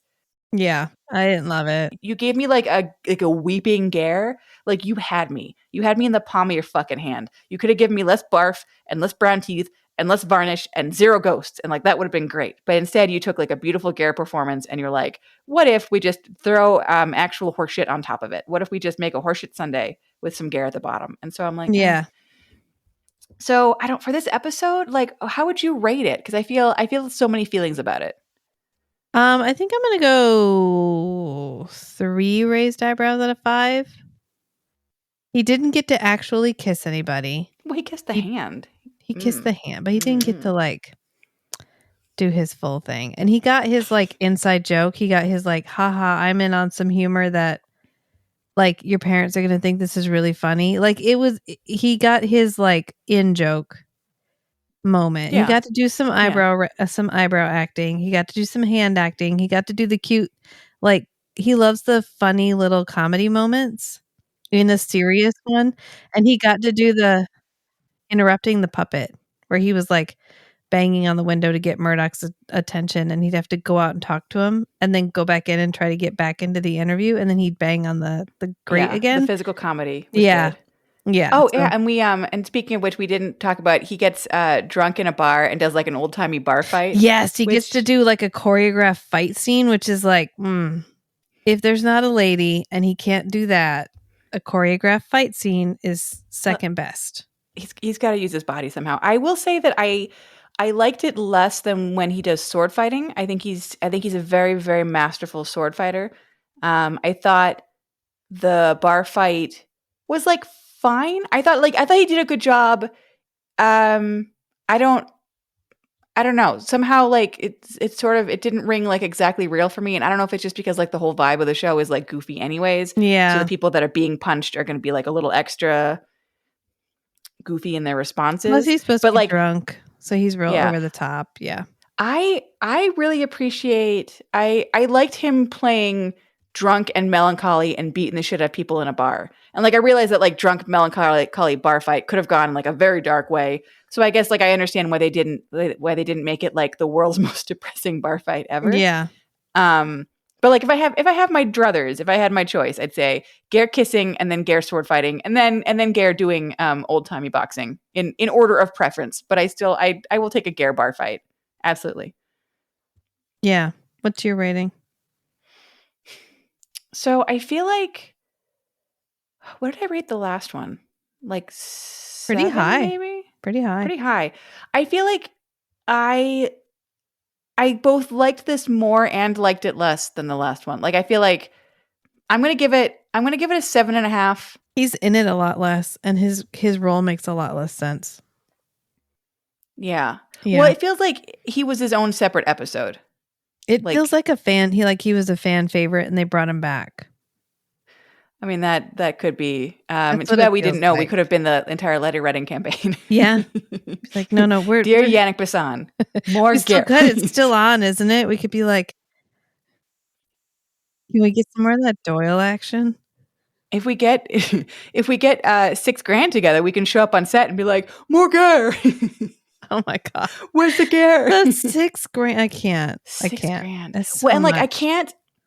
So I looked up the company that runs it. It's not actually the TV show like network itself. It's like a separate company that does like TV show themed tours. So I can't blame the TV show. Like it's not the TV show's fault. No, And I'm sure it's like it's this. I'm sure it's a tour very company. nice tour. Like it's, like it seems like they put you at like super swanky hotels and like I'm sure like I get that they're expensive. I just like I will never $6,000 is always going to be like too much for me to pay for like a tour. Right. Like it's like I'm gonna be that's the shouting. problem. This had better be worth my $6,000 the entire time I'm doing it. Oh my god, am I going in here? This had better fucking be worth my $6,000. I did not sleep great last night. That bed was not worth my $6,000. That was a $2,000 bed at most. You show up Oh and the my set God. is completely empty. I'm like, no, I want money back. This isn't worth $6,000. You call Yannick. You call him right now. You make him juggle for my entertainment. $6,000. $6,000. Screw. Yeah, that'd be me the entire time. He's got some good moments in this episode, but overall, he makes so much less sense. Yeah. But I feel Yeah. like so I feel like he is part of the murder mystery in the first episode. Like he's investigating it and like that's Yeah. how his piece fits into the puzzle. I feel like here he doesn't really fit into the puzzle. He's just sort of like, I was bored and I showed up and hey, you got a puppet. Let me whack him with a stick. So like Yeah. in that aspect, it's like less good. But then his own particular story of my wife is dying from consumption and I'm so overcome with grief that I had to get on a boat and sail across the ocean because I could not handle being powerless to help her. I'm like, oh man, my fucking panties, like my heart and my panties together. Yeah. Like this. Oh God. Like it's like, I realize I'm not totally a rube. I know I'm like a little bit of a rube. Like I realize that there's like a little, there's like a vapor stick you can put under your eyes and it makes you tear up and like you can make yourself look like you're crying on No, camera. he Like I'm never aware. uses that. Don't even But insult no. him. No. But like I'm aware that like not every time someone is crying on camera are they overcome by their own emotional reaction to the fictional character they're playing. But like at the same time, like sometimes when people are fake crying, it looks like fake crying. When he's crying, I'm like, oh no. Oh no. No, Karen. I know. No. That's because all he does is think about that time that woman told him no thank you. And he's like, the tears just, he's like, oh God, it was so awful. I've heard about it happening to other men, but I never thought it would happen to It me. happened once, it shall never happen again. Never again. Oh, and he weeps. But like like I say, I know I'm like sort of a rube maybe, but like when he tears up, I believe him tearing up. Like when he has that emotional I moment, think he does I a good believe it in my job. heart. Like it's He just sells it. he sells it. It was such a good. Yes. And like, is it undercut by him staring at that lady's ass one scene before? No, not even a little. But, No. but like, did I really enjoy that as like an actual human moment in the what the fuck is going on with the twins in the puppet episode? Like, yeah. Yeah. So like, you know what? Okay, so I gave the last one I think a 7. I'm amending it. I'm going to give it an 8 just because Okay. of him having like that scene where he gets to fucking almost weep, but he's a man, a tough, strong man, so he can't obviously have a tear come out of his eye. He can have the tears dramatically poised in his eye, and that's the strong masculine way of crying. Correct. Yeah, I'm sure Matt would agree with us. Poor Matt is a study for all men. Okay, so we're going to talk about studying Sherlock really quickly because it doesn't make any fucking sense. The first thing to say is the first 2 episodes that Ger's in season 1, he's dressed sort of the same, and he has pretty much the same mustache, and he bears a passing resemblance, not the very best, but like a passing resemblance to Sir Arthur Conan Doyle. Yeah, just a little bit. By season 6, nobody gives a shit. They don't give a shit whether he looks like he used to. They don't give a shit whether he looks like Sir Arthur Conan Doyle. They don't give a shit whether like his clothing is like period appropriate. They're just like, whatever the fuck. You were in some kind of an old-timey play next door for 2 beers, a sandwich, and a hand job. Would you be in our episode today? And he's like, thumbs up, guys. I'm in. Second ham sandwich. Yeah. Son of a bitch, I'm in. Like that. Yeah. That's him. So essentially the whole episode is we're investigating a bank job and we're trying to figure out like what's going on. And this crazy guy at the beginning shows up and he like foils the getaway plans essentially of the bank job. And this guy, everyone's like, oh, who are you? And his character's real name is David Kingsley. And he's a little cuckoo bananas, but he thinks he's Sherlock Holmes. So people are like, who are you? He's like, well, of course, I'm Sherlock Holmes.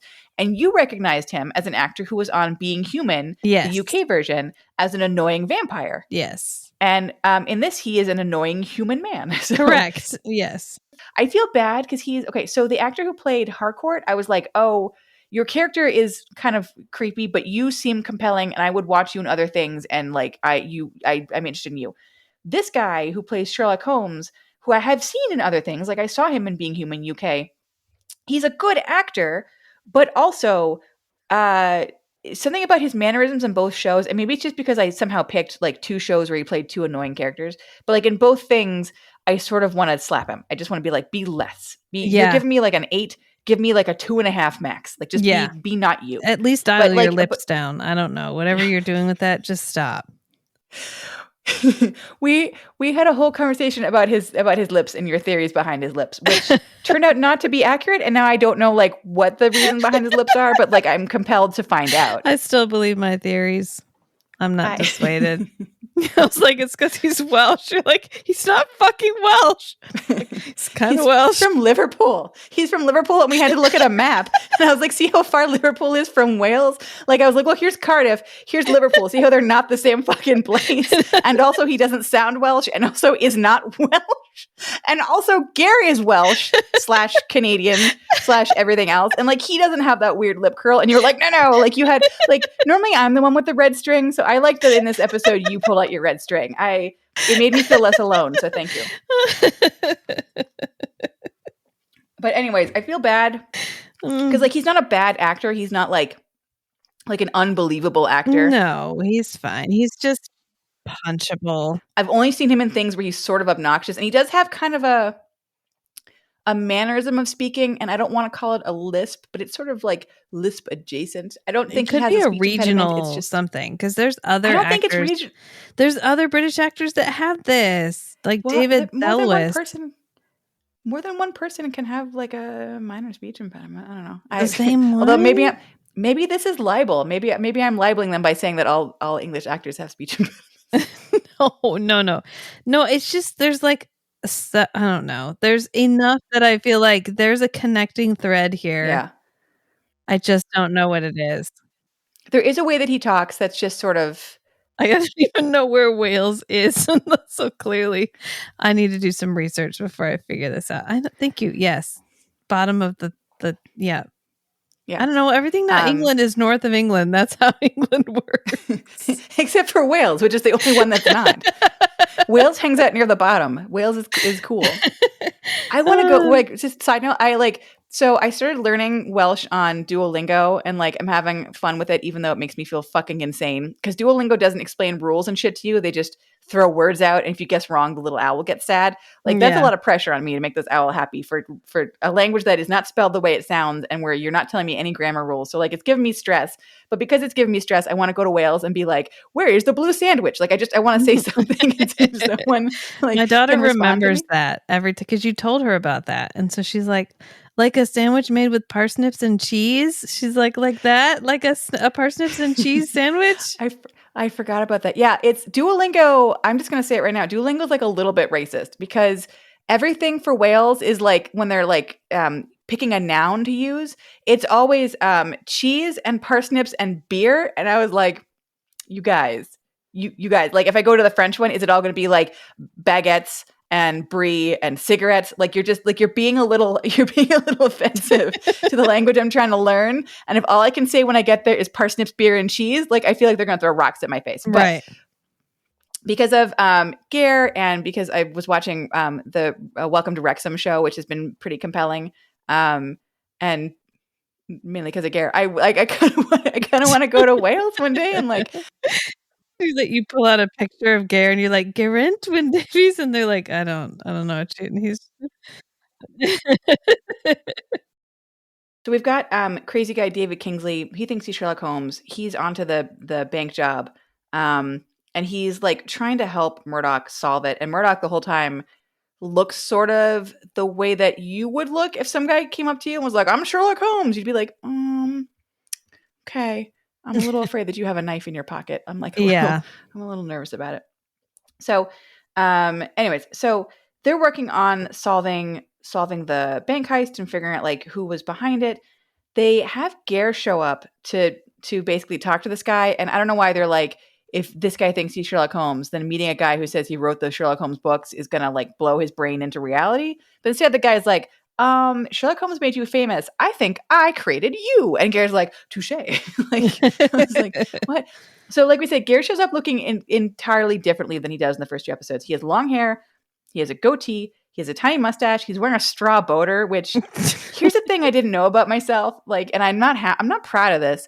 It turns out I'm like a little into a straw boater hat. That's not good. That's not normal. No, it's good. You shouldn't be into that. No, like there's never.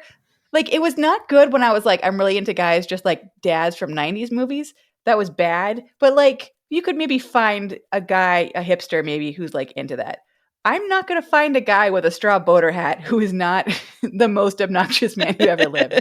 Like, that's a fair point. That's not in the cards for me. Yeah.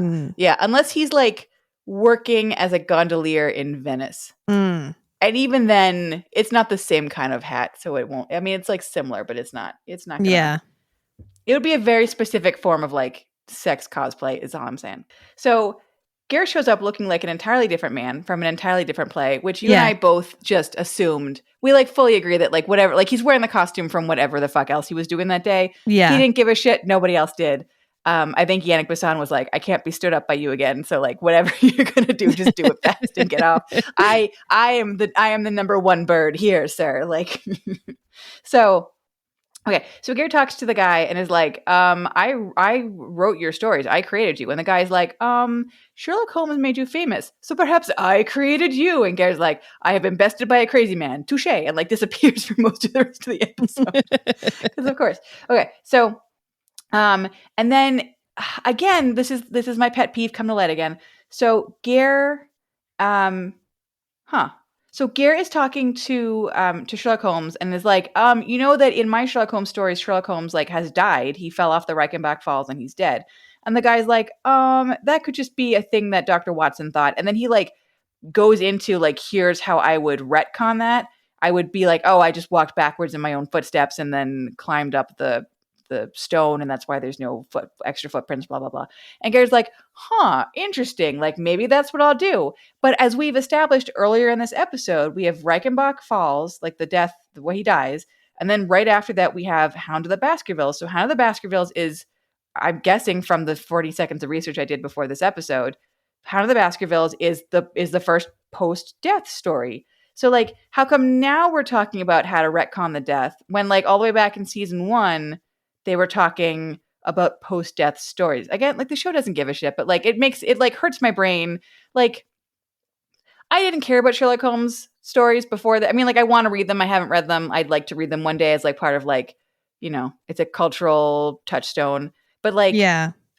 my brain is already broken. Like don't give me a like, wait a minute, is this factually incorrect? Because that hits the one non-broken button in my brain that like works too well. Like I need that to not be the active part of my brain tonight. Anyways, so it doesn't make a lot of sense, but it's one of those like, I'm going to give you a suggestion, and Gare's like, I think I will use the suggestion of this crazy man, and that's how I will retcon the death of Sherlock Holmes. So Gare fucks off for most of the episode. The guy, Sherlock Holmes, the fake Sherlock Holmes, is like, oh, this jewel thief thing reminds me of, and he names this fake Sherlock Holmes story, and Gare is like, that's not, I didn't write that one. I don't know. It's like the Star of something. Do you remember the name of it even? No. But it's like not a real, they like make up a Sherlock Holmes story. I think it's like the Star of Turin or something. And he's like, no, yeah. I didn't write that. Yeah.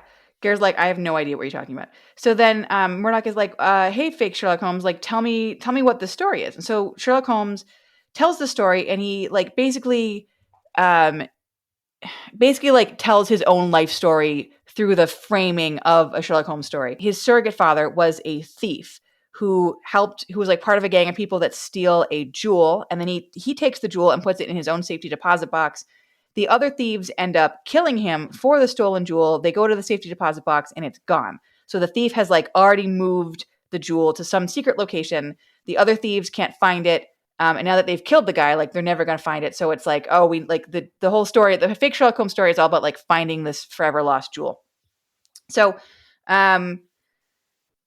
it ends up being like a story that his stepdad told him when he was a kid to try and like tell him through riddle where this real stolen jewel was, which feels like such a metaphor for all of these episodes. Do you know what I mean? Like you can't just make it sort of convoluted. You have to go 7 layers deep in like the taco dip of convoluted, so that like someone has to like, if you like squint your eyes and like look sideways at it upside down while reciting the Bhagavad Gita, like all of a sudden like the light will come on in your soul and you'll understand like the true meaning of Christmas. Like it's like, yeah, it's like I don't know how mentally ill I have to be to have known to look through the layers that you think I should be looking through to find the thing that you think I should find. Like it's like no one's brain works that way. I don't know what you're talking about.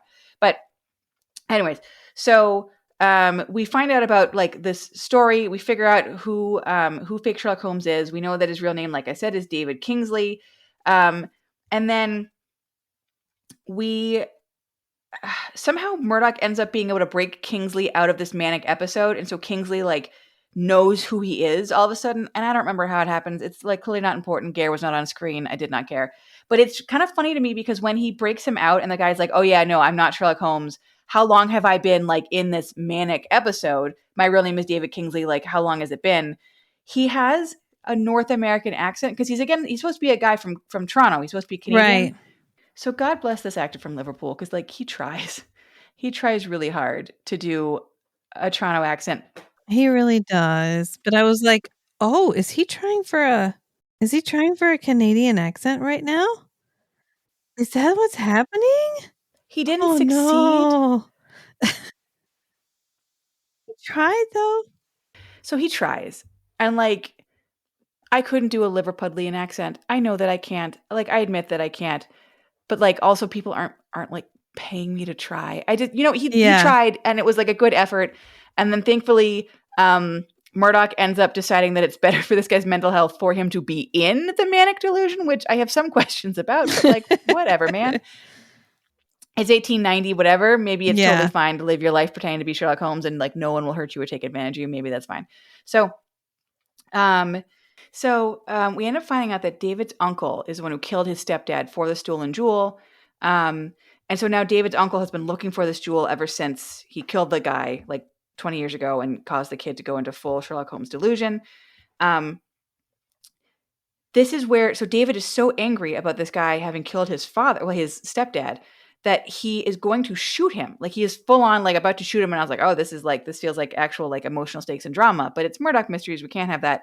So this is where Murdoch is like, what if you become Sherlock Holmes again? And he would never kill a guy. So you just go full into the delusion and it'll solve all of your emotional problems. You just push him down real deep and you go into fantasy land. And the guy's like, that sounds good. Blink and like just becomes Sherlock Holmes again. And I was like, is that how that works? Is that you just believe hard enough and your brain switches? Yeah. So, when Ger Can Get It tells you something, you listen to Ger Can Get It. Yeah, I get no, but this was Murdoch. He comes back later though, doesn't he? Oh, he tries to find him at the end because he's like, oh, he had really good ideas, and they're like, oh yeah, he's gone. Yeah, I need a little bit more help writing my story. Although I will say that, like, did you notice when Murdoch is talking to not Sherlock Holmes and is like, you need to be Sherlock Holmes, you need to be a better man. He has the same mind control echo that Ger does in Forever Night when he's like a vampire doing mind control. They use the same fucking thing, and I was like, I was like, holy shit, is Murdoch a vampire? Like my string board. He's already got guy liner. We're halfway there. I know. Just taking my strings, put him on the pegboard of destiny. Yeah, I would watch more of this show if he was. Okay, here's my hope. We get through 18 seasons. In the season finale, he's like, I'm actually an immortal vampire. You're like, fuck yes, I knew it. I fucking knew it. My string board was all worth it this whole time. I knew it. Now I got to go back and watch it from the beginning and find all the clues. They're here just for me. I thought that we were going to get a lot of angry letters for this episode from like Science Bros and Sherlock Holmes ladies. Now I know that we're going to get really pissed off letters from 65-year-old women who are really into Murdoch Mysteries. How dare you ruin this with vampires? How dare you? How dare you speak so terribly? I would argue vampires don't ruin it. It's fine. It's fine. I mean, that's my response to that, but yeah. You know, I've been told I was wrong. Okay, so he vampire mind controls the guy until he becomes Sherlock Holmes again. Ger pops up and is like, oh shit, I was going to milk the guy for more inspiration because I, Sir Arthur Conan Doyle, am just a giant fraud and I just take ideas from what any rando dude in Toronto tells me, and that's how I get all my stories. I guess I got to like write my own book. Womp womp. So he shows up again for 35 more seconds. They hand him one beer as payment. They like tell him to fuck off back next door. And then we find out, so we find out from Ger that Ger had shown up at the asylum where fake Sherlock Holmes, I guess, was like placed, and finds out that like the guy just like checked himself out, which I guess is a thing you can do if you're so mentally ill that you don't know who you are. He just escaped. Was that like, did he escape? Okay, that makes more sense. I thought he had like a day pass. Earlier, he put his outfit on the skeleton. And so what she says is like the skeleton trick became the vacuum trick or something. Like he put his hat on something else. Put his clothes on something else and snuck out. Okay. So he sneaks out of the asylum. And then he figures out where the stolen jewel is at the same time that Murdoch figures it out. So like the story that his stepdad told him involved like a boat and a jewel being thrown overboard into the water, and this guy had a little toy boat when he was a kid, and there's like a little creek that he would like float the toy boat at, so they figure out, okay, it's got to be there. So he goes to the little creek behind his house, and somehow like this jewel never floated away. I guess it was so heavy it sunk to the bottom of this tiny little creek and just sat there for 20 years. So fake Sherlock Holmes digs around in the mud. He finds the special jewel. He gives it to Murdoch, and Murdoch is like, oh, who should I say found it? And the guy's like, Sherlock Holmes, of course. So he's like, I guess the guy's so crazy and it's entirely my fault because I told him with my mind control voice to go deep into his delusion, and he did. That's fine. We're not going to worry about that. How bad did it be? The fucking end. So I don't like. It's not the worst thing because again, we've seen teddy bear blowjob. So like the worst thing we've seen has been pretty awful. So like this was like fine. It felt like we have a Sherlock Holmes episode. We need to bring Ger back. And Ger was like, I'm not growing a mustache and I'm not putting a fake mustache on. And they were like, That's cool. Yeah, are you in town for like an hour? Do you have like some clothes that fit you? And he's like, yeah, from a different play. And they're like, it's fine. It's been 6 years. Yeah, it's fine. Anytime clothing that's like from any time before like 1950. And he's like, I don't know, kind of. And they're like, it's fine. The It's audience fine. doesn't care. Yeah. I bring my own hat. And they're like, sure, bring your own hat. He doesn't. I mean, I feel like I'm sure I saw a bemused eyebrow in this because like he must have sitting across from his own character. Yeah. But like, and I guess weird facial hair because he has a weird little goatee. But that's clearly his. I don't know. I'm just going to go dash out of 5. Like, I don't even feel like I could rate it. He literally rolled in. Yeah. Like, he rolled in for like a corn dog. Like they let him eat at the he needed lunch. He didn't want to pay for lunch. So they were like, well, if you come and you do a cameo in this episode, you can use the craft services table. And he was like, cool. And he just showed up and did this like 2-minute cameo of like he's in 2 whole episodes in season 1, and then he must disappear until season 6, where you get a Sherlock Holmes episode, and you're like, damn, I hope Conan Doyle shows up again. And he literally pops up and he's like, did someone say my name 3 times in front of a mirror? I'm Sir Arthur Conan Doyle. Which direction is the craft services table? And they're like, over there. And he's like, cool, see you at the end of the episode. And then he just leaves till the end of the episode.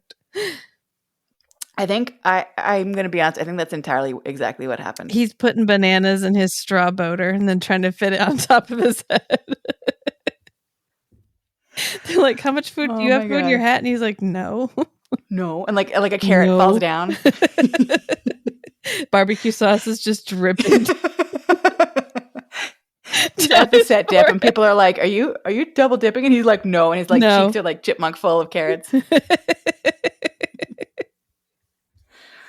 I never double dip. He says that in like the Forever Night voice, like the bum bum bum bum. I never double dip.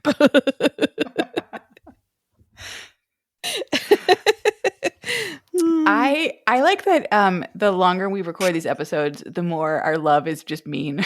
It's not mean. It's not mean. It's good natured. Look, are we going to do this serious? No, this is fun. It's fun about like it's just I'm sorry, but he knows what he did. He knows what he did, and we're just pointing it out. That's all. We're pointing out that he got paid in like carrots and beer for his last episode. barbecue sauce. Oh my god. It's the vibe. It is the vibe. It is exactly the vibe. Like they would have like they didn't even bother to slap on the same mustache. And No. like I know that they weren't using that for like anything else. Like no one else had a as wide as your palm size mustache. Like come on. So you gave it a dash out of 5. I guess like I know I rate it out of like overall enjoyability. So out of 10 sloppy wet kisses, I'm going to give it a 2 because I feel like a 1 and a 0 is what I give like Ikwe and Puppets, like where it's like painful to watch and it hurts me and I feel kind of gross. This was like it was a fine episode. And he wasn't in it super much, but like when he showed up, he was like wink to the camera, nod to everybody else, fill my straw boater hat up with baby carrots and corn. All right, like off I go. Like, he's just, a ham sandwich in his pocket. Yeah. And see, like I didn't want to like put up videos of us, but like your little hand gesture is really funny to me. So I like it's like fine. I had like a thought and I lost it when you like started making the like dip in my pocket gesture. I had a whole thought about this, but it's like I'm sorry, I was pretending. No, it's fine. It's fine. In my pocket. I'm a bad friend. He could have gotten paid, but he just showed up for funsies. Come on. I like the idea that like they weren't expecting him. They're like, okay, so we're gonna do an episode about Sherlock Holmes, and he's like, not without me, you can't. And he just like popped up. I'm not mad about it. Yeah, I like the guy. I like the guy pretending to be Sherlock Holmes. Like I like at the opening when he unties the horse and they don't realize it. Like that's funny. That was good. Yeah, like I feel like a 2 is where I'm gonna land for like inoffensive and fine, and like I'm not mad about it. And I've had to watch it a couple of times for the episode, and like I'm not mad about that either. But like in terms of Does it show off like his immense range of acting skills? Like, no, because he's No. only in it for 35 seconds. Like, and do I think that the show really cared about him being in it? Like, no, on account of they didn't even dress him the fucking same. Like, Right. but it's like fine. Like, I'm not angry about it, and it's like a cute enough show, and he gets to make his I'm in on the joke slash. This is really weird. What's happening right now? But I'm going to get some more tiles on my French chateau face, which is a favorite expression of mine. I really enjoy that one. So yeah, yeah. Like I feel like okay. So what is your overall rating for like all of? I mean, you've seen 3 episodes out of a 17-year-long TV show. What is your overall rating for Murdoch Mysteries in terms of would you recommend it to people? Did you Yeah, enjoy I it? thought it was sweet. I thought it was what I wanted him to be in Frankie Drake. Yes. Where he got to be in it, he got to do stuff, he got to act, he got to be a character, and it kind of tapers, like you start big and then you taper off, but it was fine. And I enjoyed the show. I would sit and watch a couple episodes of this a week. Like I wouldn't Yeah. binge Murdoch Mysteries, but I might be like, I'll watch one on Monday. I'll make a Murdoch Monday. Yeah. Yeah, I think for it's like fun. it's cute and it's fun to watch, even though like when we break apart the plots, I feel like I get more confused. And I know it does. So it's like the late 1800s, and I know Frankie Drake is like I think right before or right after World War One. I think right before. So there is some later season of Murdoch that like timeline wise crosses over with when Frankie Drake happens. So I know that there is in fact at least one episode where the characters cross over. Like one episode of Frankie Drake, I think, where it's like some older versions of some characters from Murdoch get to cross over. So like I want to see that. I haven't had a chance to see that yet, but I think that could be kind of cute. But like I like the show much better than Frankie Drake, and I don't really know why, because I don't know. It just feels more like I like that it's mainly murder of the week, and then there's like a little bit of personal stuff. Whereas I feel like with Frankie Drake, it was like plot A and then plot B and then plot C, and there's like a D plot, and also there's a crime, and I was like, there's too many things, there's too many balls in the air. And like it would be fine if I cared about all the balls, but I care about like 1.5 of the balls, and you've thrown like 6 balls at my face. There's like too many. Yeah. So I feel like here it's like murder, even though the murder they decided to make it like 7 layers of fiesta dip deep, like too much. But like fine, like one murder. So as long as I like wake up halfway through and you're still solving that murder, like I'm still good. And then also like sometimes Garrett Wynne Davies shows up and gives like a masterclass in acting. And also pisses off Yannick Besson, which I kind of enjoy. And then like poof, like back to the craft services table. So I'm like, all right, this is so I feel like a lot of the stuff we watched, I wouldn't be like, yes, audience, like definitely like go out and watch this. This is like high quality television. I like Murdoch Mysteries. I would recommend Murdoch Mysteries. It's like it's fun. Like it's still on. It's 17 seasons. So if you want something like to be able to just put on and like keep watching, like you will get through your laundry. Yeah, forever. Yeah. If you have $6,000 to spare, you can go and see the sets, which could be fun. Like, it's just like just nice. And even though like the second episode had the grossest fucking vomit and teeth I've ever seen, and like that weird blue fucked up contact lens, like it's just like overall, it's just like pleasant and sweet, and then has like a couple of like gut punch emotional moments where you get to see the actors like actually, show their full acting acumen. So I like that I like that it's like, okay, you guys have to be goofy and dumb, and then we're gonna give you a couple of moments where you can like put this on your acting reel and show that you can do an actual job. Like, so you still get to like use some of your skills, and then the rest of the time just I don't know, like eat pie and fall down. And they're like, okay, got it. Can do. It's my time to shine. So yeah, I don't know. I would say give it a shot. I know it's on Acorn. You said it's on Amazon Prime. I think it's on like a bunch of other stuff. I know if you're in Canada, it's probably on CBC Gem, which I can't get legally in the States, which is a bummer. But like there's like enough ways to watch it that you probably already have a streaming service that will let you do it. So like give Murdoch Mysteries a shot. And also, as we said, Yannick Besson, that's not guy liner. That is just his eyes are all natural, baby. And they're real good. They're real nice. It's the thick eyelashes. These eyelashes are like thick and real close together, and it makes it look like guy liner. It's real pretty. And I'm a fan. Somehow the superior version of guy liner, because he's not even actually wearing guy liner. All nat. Well, because like a guy that wears guy liner, that's usually a red flag for like other stuff. Like it's usually like there's usually some problems happening. Sometimes. I do like eyeliner. I like it as a look. I I'm like just saying, it at distance. Yeah. it's like the straw boater hat. Like I Yeah. like a straw boater hat. I like a bow tie. I like eyeliner. But if you're wearing any or all three of those things, usually there's something bad. Usually there's something bad underneath. That's fair. Yeah. Yeah, but like he's got natural eyeliner. He's got just them beautiful eyes. So Mhm. even though you won't like see Ger in every episode, there's still something to look at. There's still something for the ladies. There's compensation. Yeah, and like we said, like if you keep watching long enough, Nigel will show up, and that's good for the soul. Nigel showing up. So, anyways, as our new motto goes, if you tell him, just fine, tell him, but just don't fucking tell us, okay? Yeah. We don't want to I don't need to know. know. We want to live in bliss, in ignorance. I can't take the stress. He'll never know we do this. So. Until we show up at Stratford with like a tote bag of our own merchandise that we like inch across the table at him while making unbroken eye contact. Until next time, friends. You're saying that like you're not gonna like I'm not gonna have you shanghaied next to me. Like we're gonna be like roped together with physical. Yes, we're gonna be lashed to a mast. No, she ordered all of it. This is her gift to you. I'm like, no, my lips are sewn shut. Help me. So I really think so you and I will be lashed together like sailors when they're approaching like a siren. A siren. Yeah. Like lashed together on like a big mast. It's the only way forward. It's the only way. It's Matt really the only will be way. the mast. We're on like we try a different leg and he just like inches forward with his legs and then he like tosses the tote bag at Ger from a safe distance of like 30 feet away. They got this for you. They can't look at you. They're drooling a little bit right now. They seem a little sick. Can you turn down whatever it is you're doing? Can you? And he's like, no, I can't. This is just how I live. We are like 18 episodes into this podcast. I am no less confused about what happened or how to fix it. I really thought the charisma. The charisma, yeah. Mm-hmm.